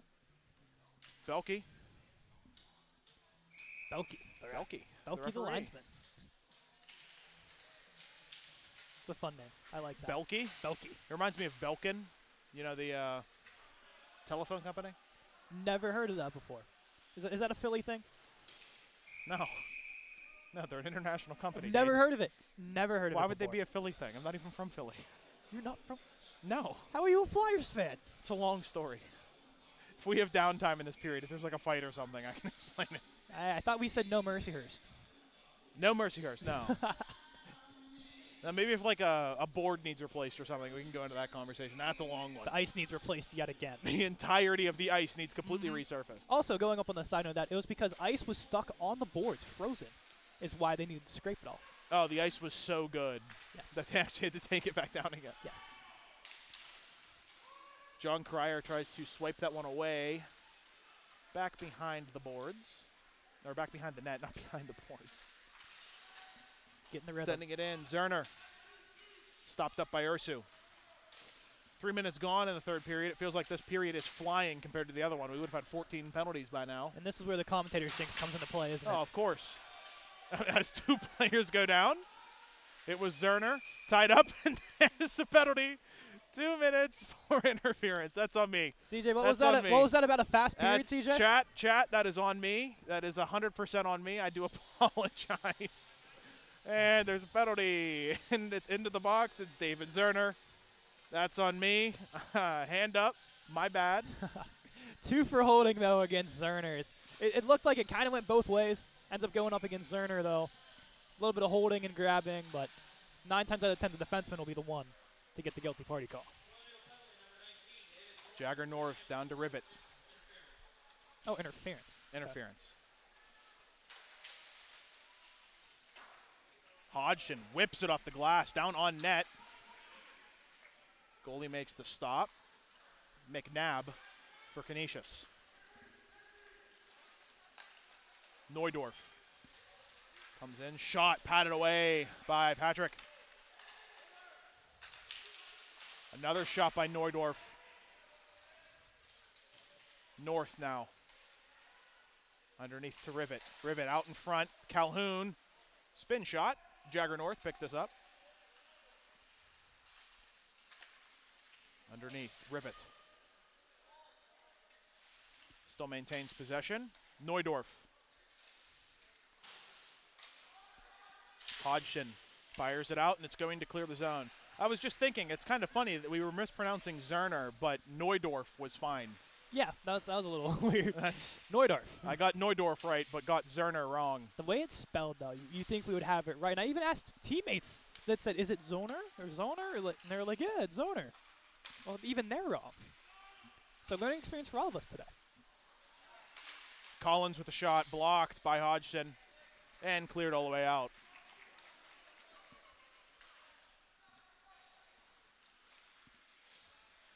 DiPadrina gets buried yet again. He's been climbing off the ice a lot today. Oh, into the boards hard. Salvatore DiDomenico? DiDomenico. I'll get Close. it eventually. I'll get it by the end of the. I'll get it by the end of the season. DiDomenico. By the end of the season. Listen, I got to give myself enough time to at least come forward on the promise. Brendan Reed can't get that and comes out of the box as Zerner, who gets it back into the Canisius zone and can get off. A good play by him. Palumbo in the corner gets hit by Reed. Canisius the other way. Along the board, stopped by Patrick. Palumbo goes down after hitting the referee. Has to get back up quickly, and that's dangerous, but RMU able to get possession of this puck in a dangerous position. Bowen into the zone, fires it in on Patrick. Patrick corrals it and covers it. We'll give a little name test. Who's the one that hit Bowen there? I actually didn't see. DiDomenico. DiDomenico, I apologize. So, this is going to be a tough season. It's one. DiDomenico. We got Zerner out of the way. We know that one's for sure good to go. Give me your pen. I got to make okay, a note. Okay. DiDomenico. D-Dome in Ico. This is bad. Professionalism at its finest. This is game one. Remember, this is game one. This is game one. And half of these guys are new. Exactly. Into the corner, RMU. Cycling at a good shot by Canisius. Fires it in. What a save by Patrick. Finds it with the glove. And keeps us a 2-1 game. 13:55 to go in the third. What a save by Reno. Great job there by Reno. Those boards, though, as I was talking with the head ice keeper, Ian McLean, prior to this, he said that these pucks were bouncing a lot in this last game, getting almost skyrocketing into the netting and benching, and it still seems to be same going forward. So that may be a little cause of concern for the game tomorrow. Reno is getting peppered so far in this period, and RMU needs to fix that ASAP.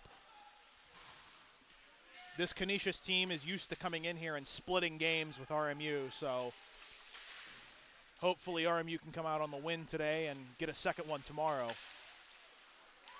But Canisius, no slouch, even though they are 0-2. Apud in the low slot.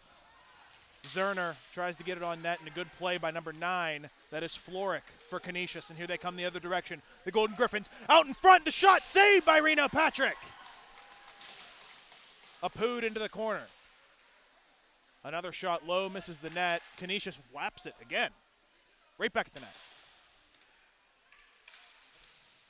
Low again, Canisius just shot after shot after shot after shot.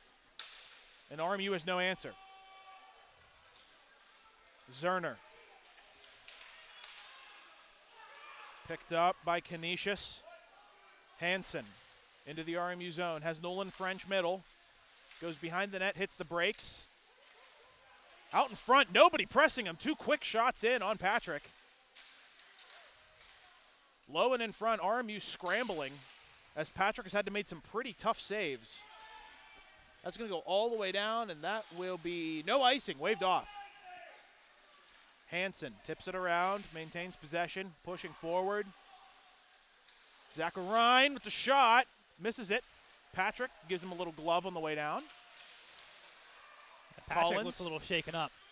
Oh, I mean, that's the third time Canisius has crashed his crease. I'm sure he's not too pleased. It's that left leg. Yeah, something's up. That's not good. He might be just, the skate might have been a little loose. Maybe. Or got knocked around. We'll have to keep an eye on that one. RMU pressing out Byrne with a chance here. Chermonte after this one. Out towards the net. Chermonte still going to press, and he's going to get some help from Connor Moran. Intercepted by Hunter Hodgson, who sends it back into the Canisius zone. Collins. DiPadrina. Back to Collins. Long stretch past the rivet. Tipped in. They're going to call for icing there. They're going to say that he wasn't past the neutral zone line, and that will end up being an ice. And it does look like Patrick's skating around it okay. He should be fine. We'll have to keep an eye on that just in case. Yeah, definitely good to see. I see where Canisius' arguing point was when Purdue came off the bench and he was in the defensive zone. So I do see where Canisius is coming from on that call. Yeah, no, I wasn't too upset with the yelling. I mean, it was a close call. Yes. And especially in collegiate hockey where you don't really have any, like, reviews. That's just something that is kind of up to the referees. And unfortunately for Canisius, that was waived for an icing. So we'll see if they can clear the puck, or maybe RMU can capitalize. They send it in on Ursu. Opportunity from the point, shot low. Good block out front. Hurst has it, tries to get around. Canisius up the boards, intercepted. Palumbo with the shot just wide off the blocker. Regano to Hurst. Canisius works it out after getting possession, and now they're going to break into the neutral zone with an opportunity of their own. Bouncing puck, picked up by RMU. Palumbo tries to get it out, but it's going to be intercepted by Ahrens. Ahrens hits the brakes, runs into his own player. They still continue to have possession. RMU picks it up off of a dump in. Purdue skating out. Tries to hit Hurst, and that's not going to be touched up, and that will be an icing. Schwartz comes back and grabs that. 10:26 to go in the third period. Coach Joseph once again having some exchanging of the words against the referee and officiating crew, as now one of the linesmen has a stick. It looks like Gio Palumbo did not have a stick while he was heading to the bench. Now retrieves that, but Coach Joseph clearly upset about something that we, I believe, did not catch. For him to be that angry, he went down on his pedestal down the front of the bench where he likes to be. That should be called his office. It is his office, pretty much. Hurst tries to get it forward to Reed. Unable to do that as Purdue gives a forearm shiver to Jagger North. Bowen dumps it into the zone. Back behind the net. Hit by Purdue. It's picked up by Connor Moran, who does lose the puck. That's Keith Reed. Oh, what a shot! What a cannon of a shot by Brendan Reed, who got that puck quickly in the slot. Fires it just above the blocker of Reno Patrick, who had no chance to make that save. What a great chance for Canisius, and they tie this game with 9:51 to go in the third. You're talking about key players throughout the game. You said Jagger and North. You said guys like Nate Rivet. You know, the third guy you said was Brendan Reed. And where was he? Right in front, wide open shot. Make no mistake about it, his second of the season. And Canisius is really feeling it. It seemed like it was all due time, and it only took them about 9:51 in the third period to get that second goal.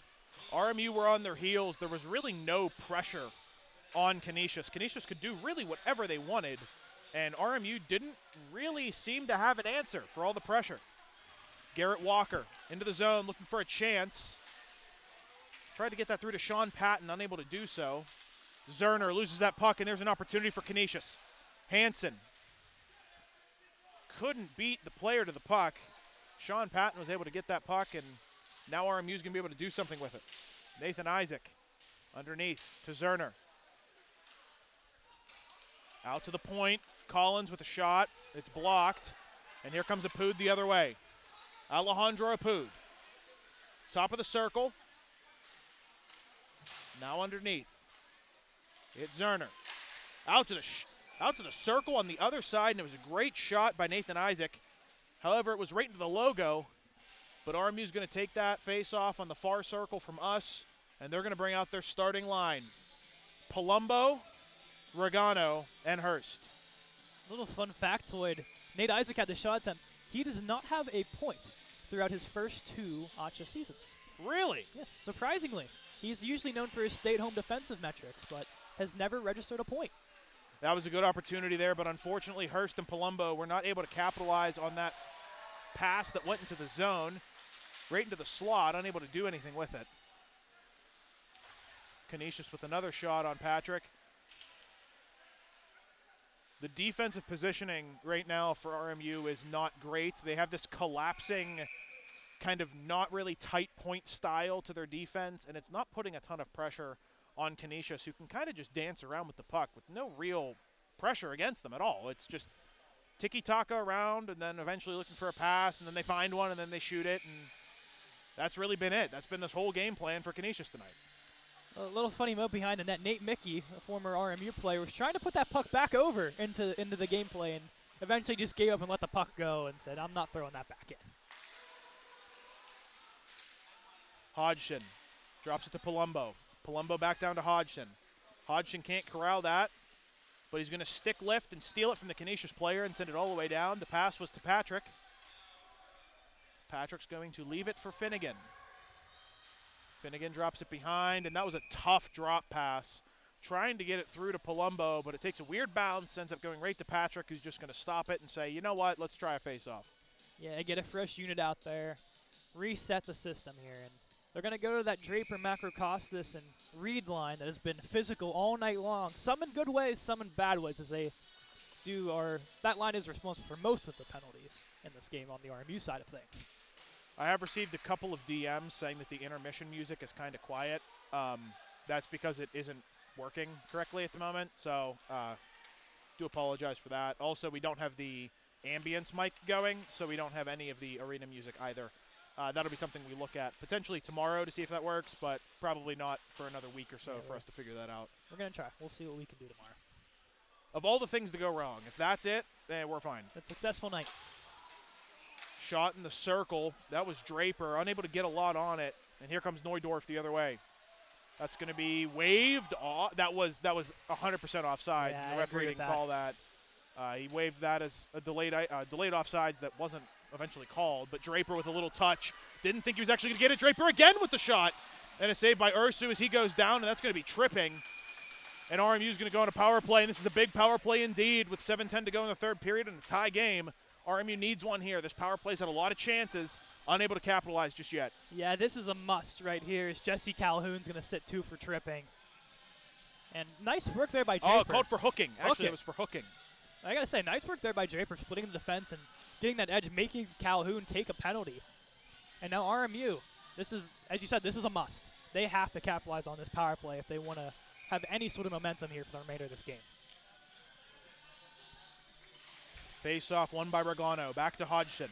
Hodgson over to Hurst. Hurst with a chance. Fires it. Stick lost for the player. There's an opportunity here. In with the shot, Regano, and a save by Ursu. Regano picks it up back to Hurst. Hurst waiting.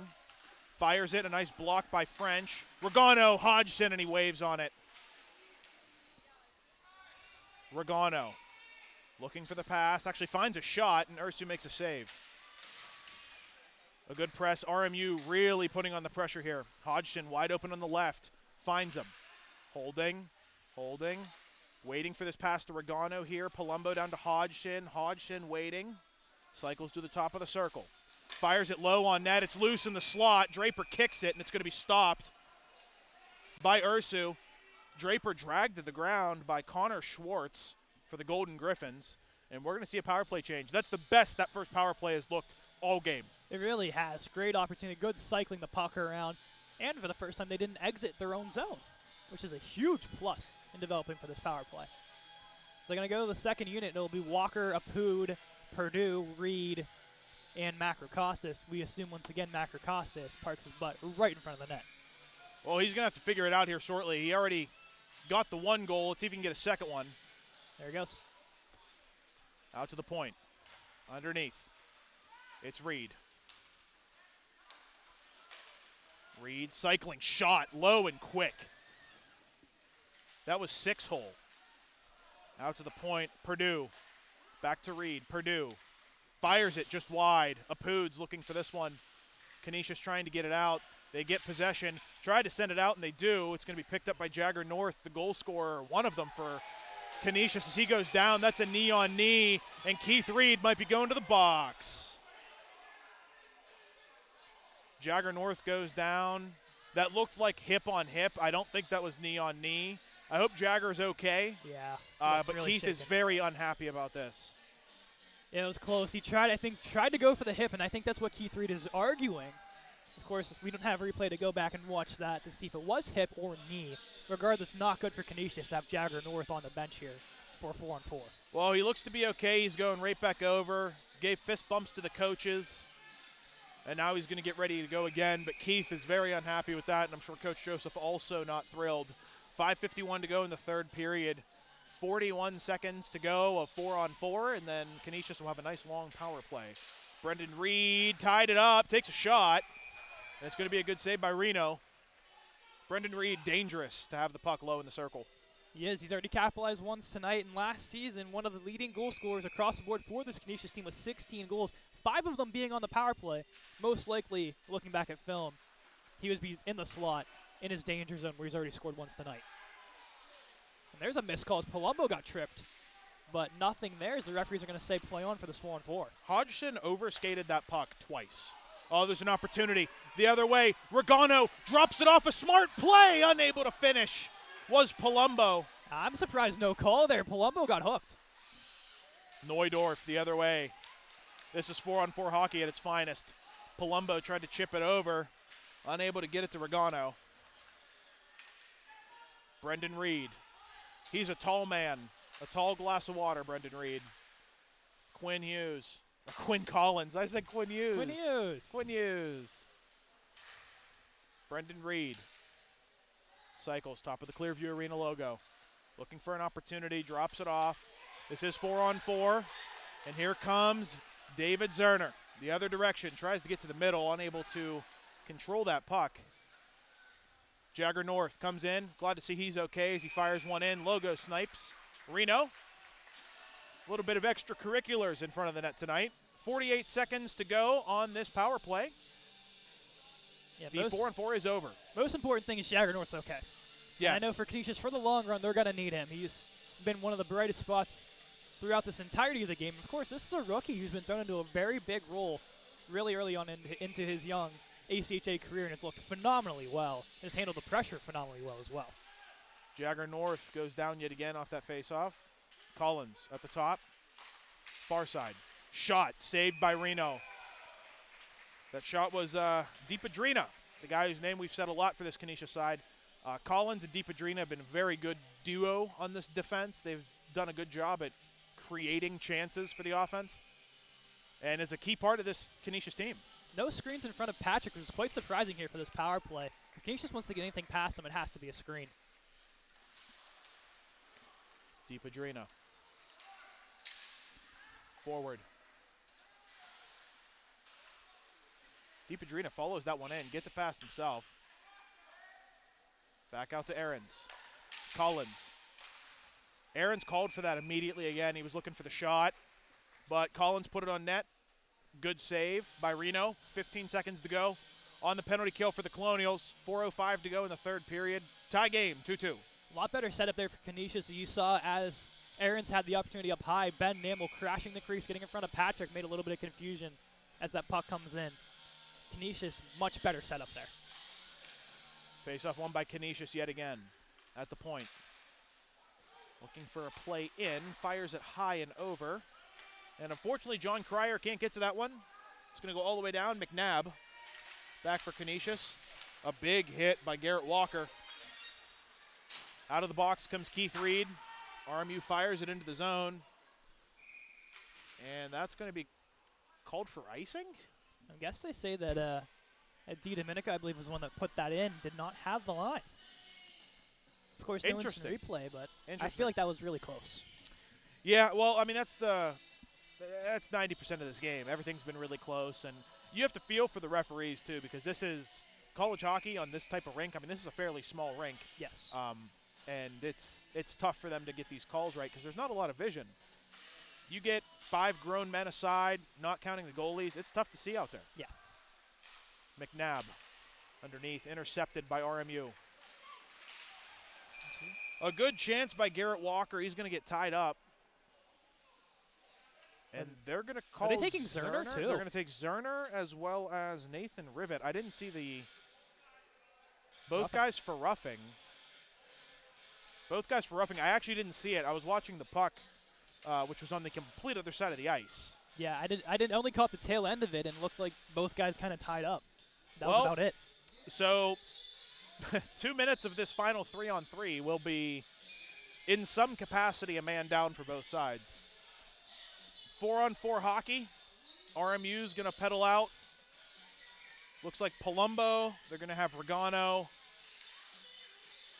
Finnegan, and Hodgson.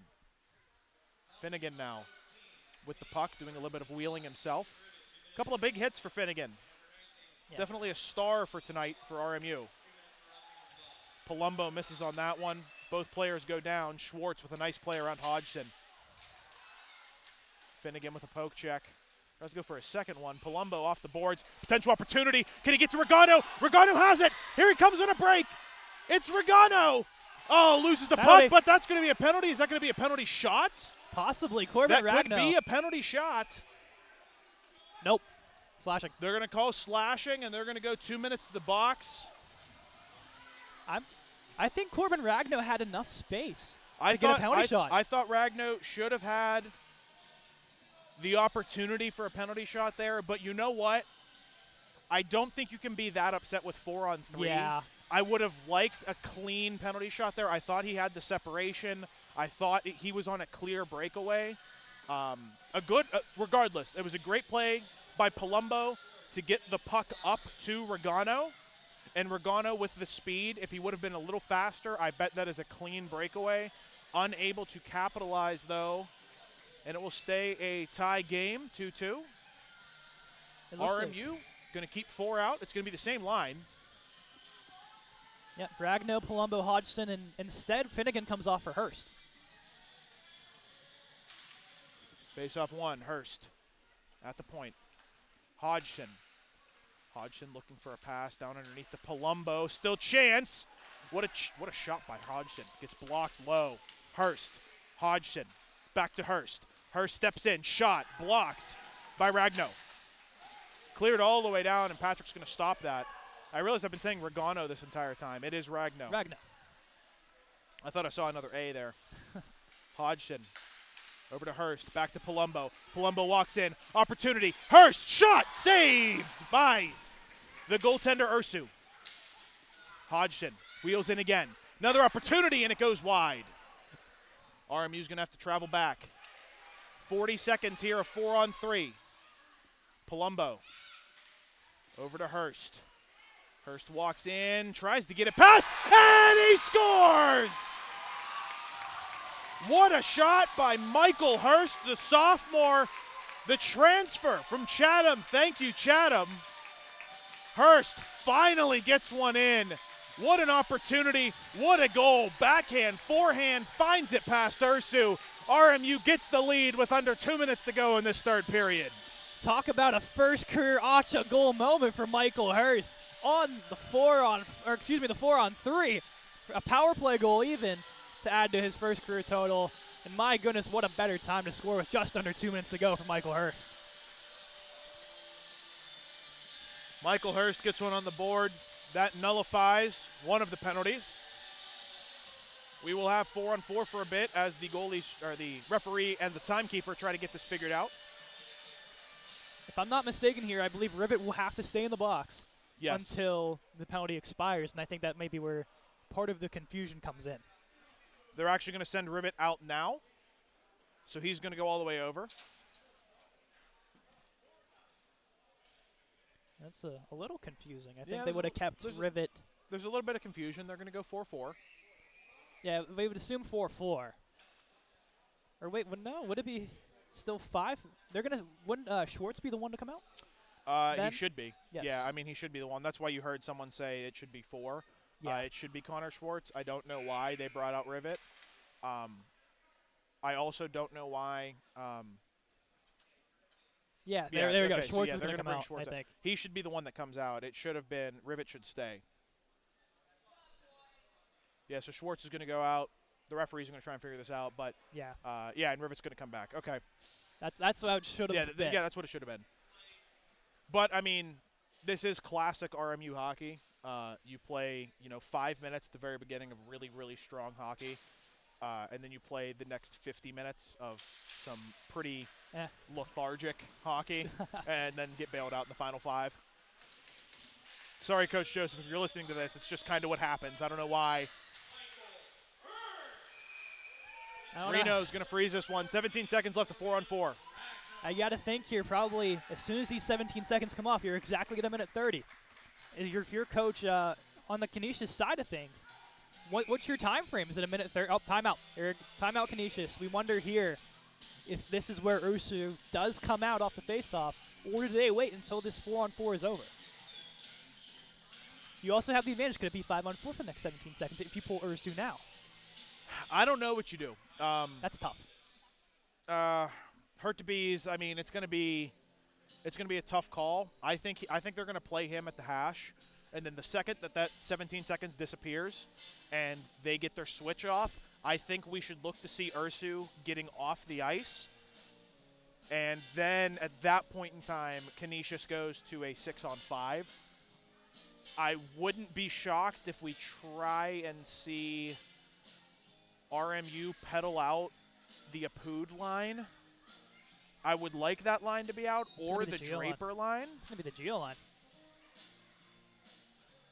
I imagined that you would have Geo come out later with the final 45 seconds, give him the minute to sit, but that means they're going to have to end with either the Draper line or the Apud line. I think the Apud line might be the better defensive metrics guys to have out there. I think you end on that line. Yes. I don't think I'm pretty sure Chermonte and Byrne and Moran, I assume that they're probably done unless this sees overtime, knock on wood.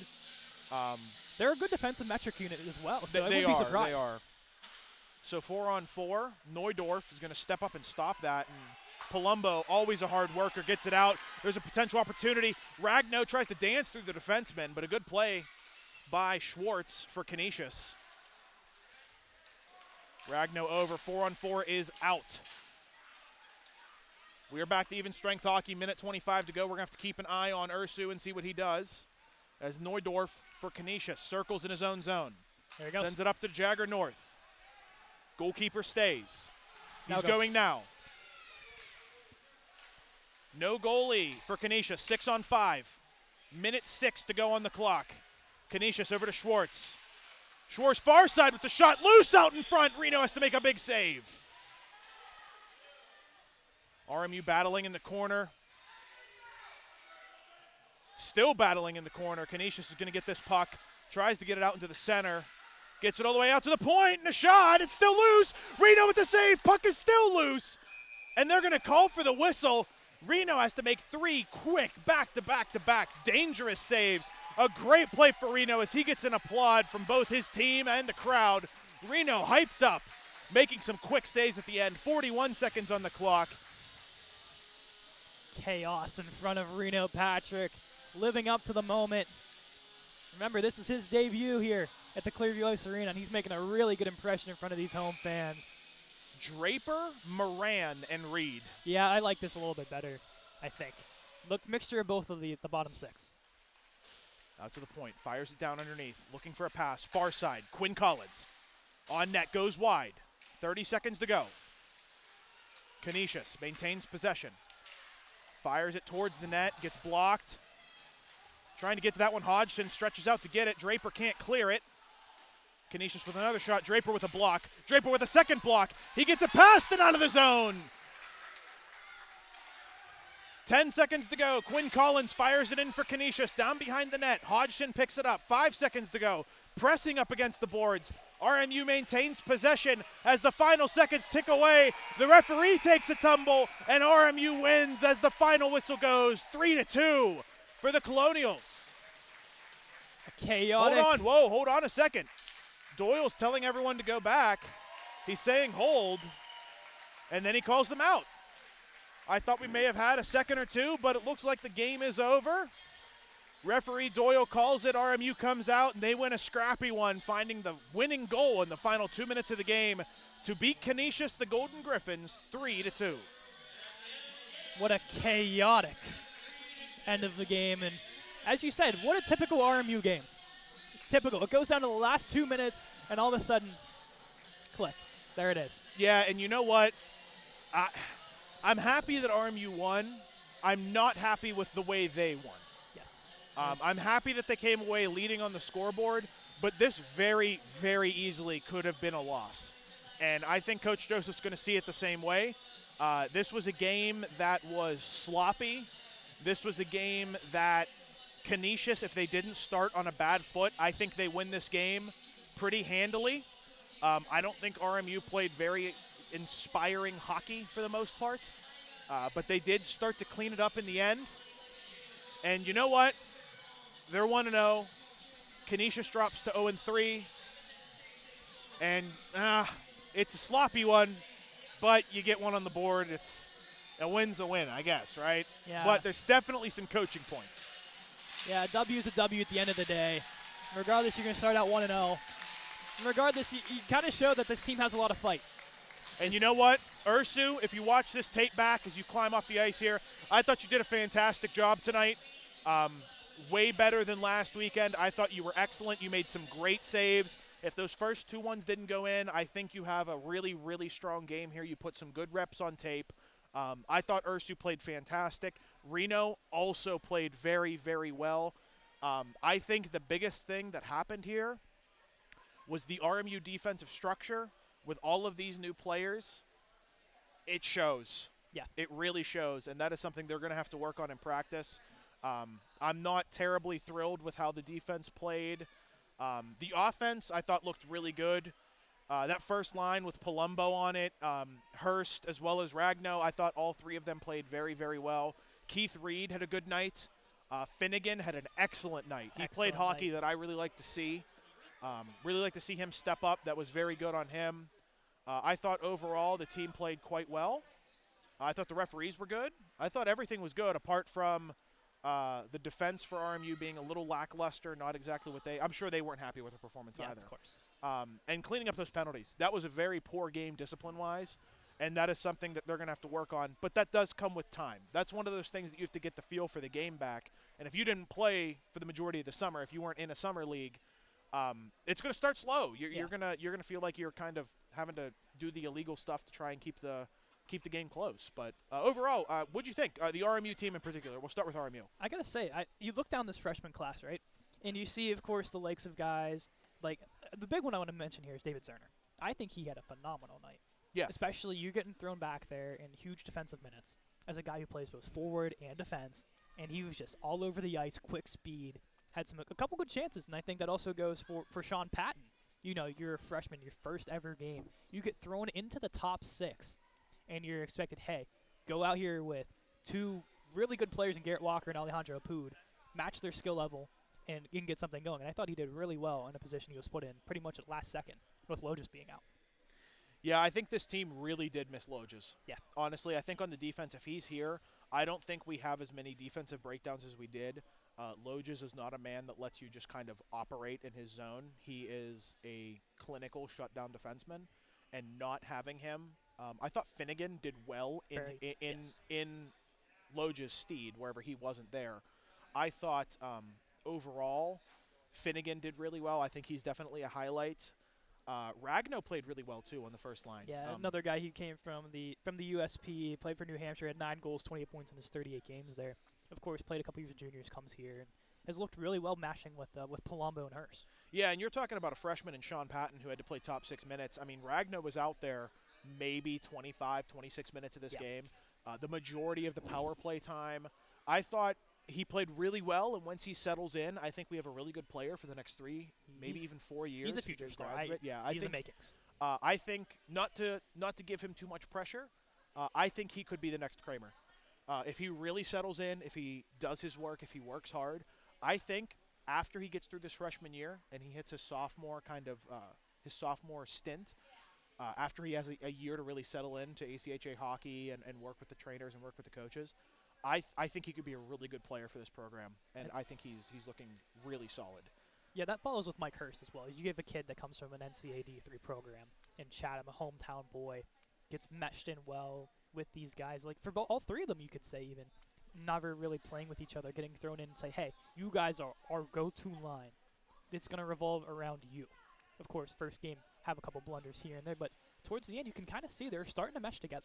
They were getting there. They were definitely getting there. And I think playing all the minutes that they're going to over the next couple of weeks here as they start to really get away on this ACHA season, I think they could really start to blossom. Once that chemistry gets together, I don't know if we're going to get to Adamski, Kramer, Mickey levels yet. Yeah. But I think in time, this is a team that could start to gel. Because if you look at this roster compared to last year you saw a lot of seniors, saw a lot of juniors, a lot of graduates coming back, playing for their masters. This year, very, very different setup. A lot of freshmen, a lot of sophomores. Yep. A couple of juniors, still some seniors. You still have some leadership in here. A lot of freshmen, a lot of sophomores, a transfer here and there. This is a very, very different looking RMU team. And for the first time seeing them on the ice, it was definitely some growing pains. I think they'll get there, but this is a team that is still just as fast, Yep. but not as punishing counterattack-wise. That was one thing that I noticed pretty quickly, because if you put Kramer out there, I mean, his patented wheel behind the net gets the puck and just zooms down the ice. We don't have that ability to do that anymore. Right. Walker can get the speed, but he doesn't really have the dangling ability that Kramer did. Right. But that's something that'll come with time. Yeah, it's growing pains. It's meshing together. Of course, this is the first game. This is just the eye test, seeing, this is your place on, okay, where do we have to improve? Where do we have to continue on? And of course, tomorrow you're going to try to improve on that as well. Every game's going to get a little bit better and better. Even if it's not in the win column, get better every game. By the time you get to the playoffs, you better have that complete team ready to go. That's what it matters. And I mean, it's the same thing in the NHL too. Really the first 2 to 3 weeks of the NHL season is some pretty awful hockey. Like, if we're being honest, like, these are professionals, but they're also not ready yet. Some teams will come out and they'll be, as they say, in mid-season form. But also Joseph is just screaming at a pood and Walker. Walker for not being up there yet. He just banged on the glass and he's very unhappy. He throws his hands up.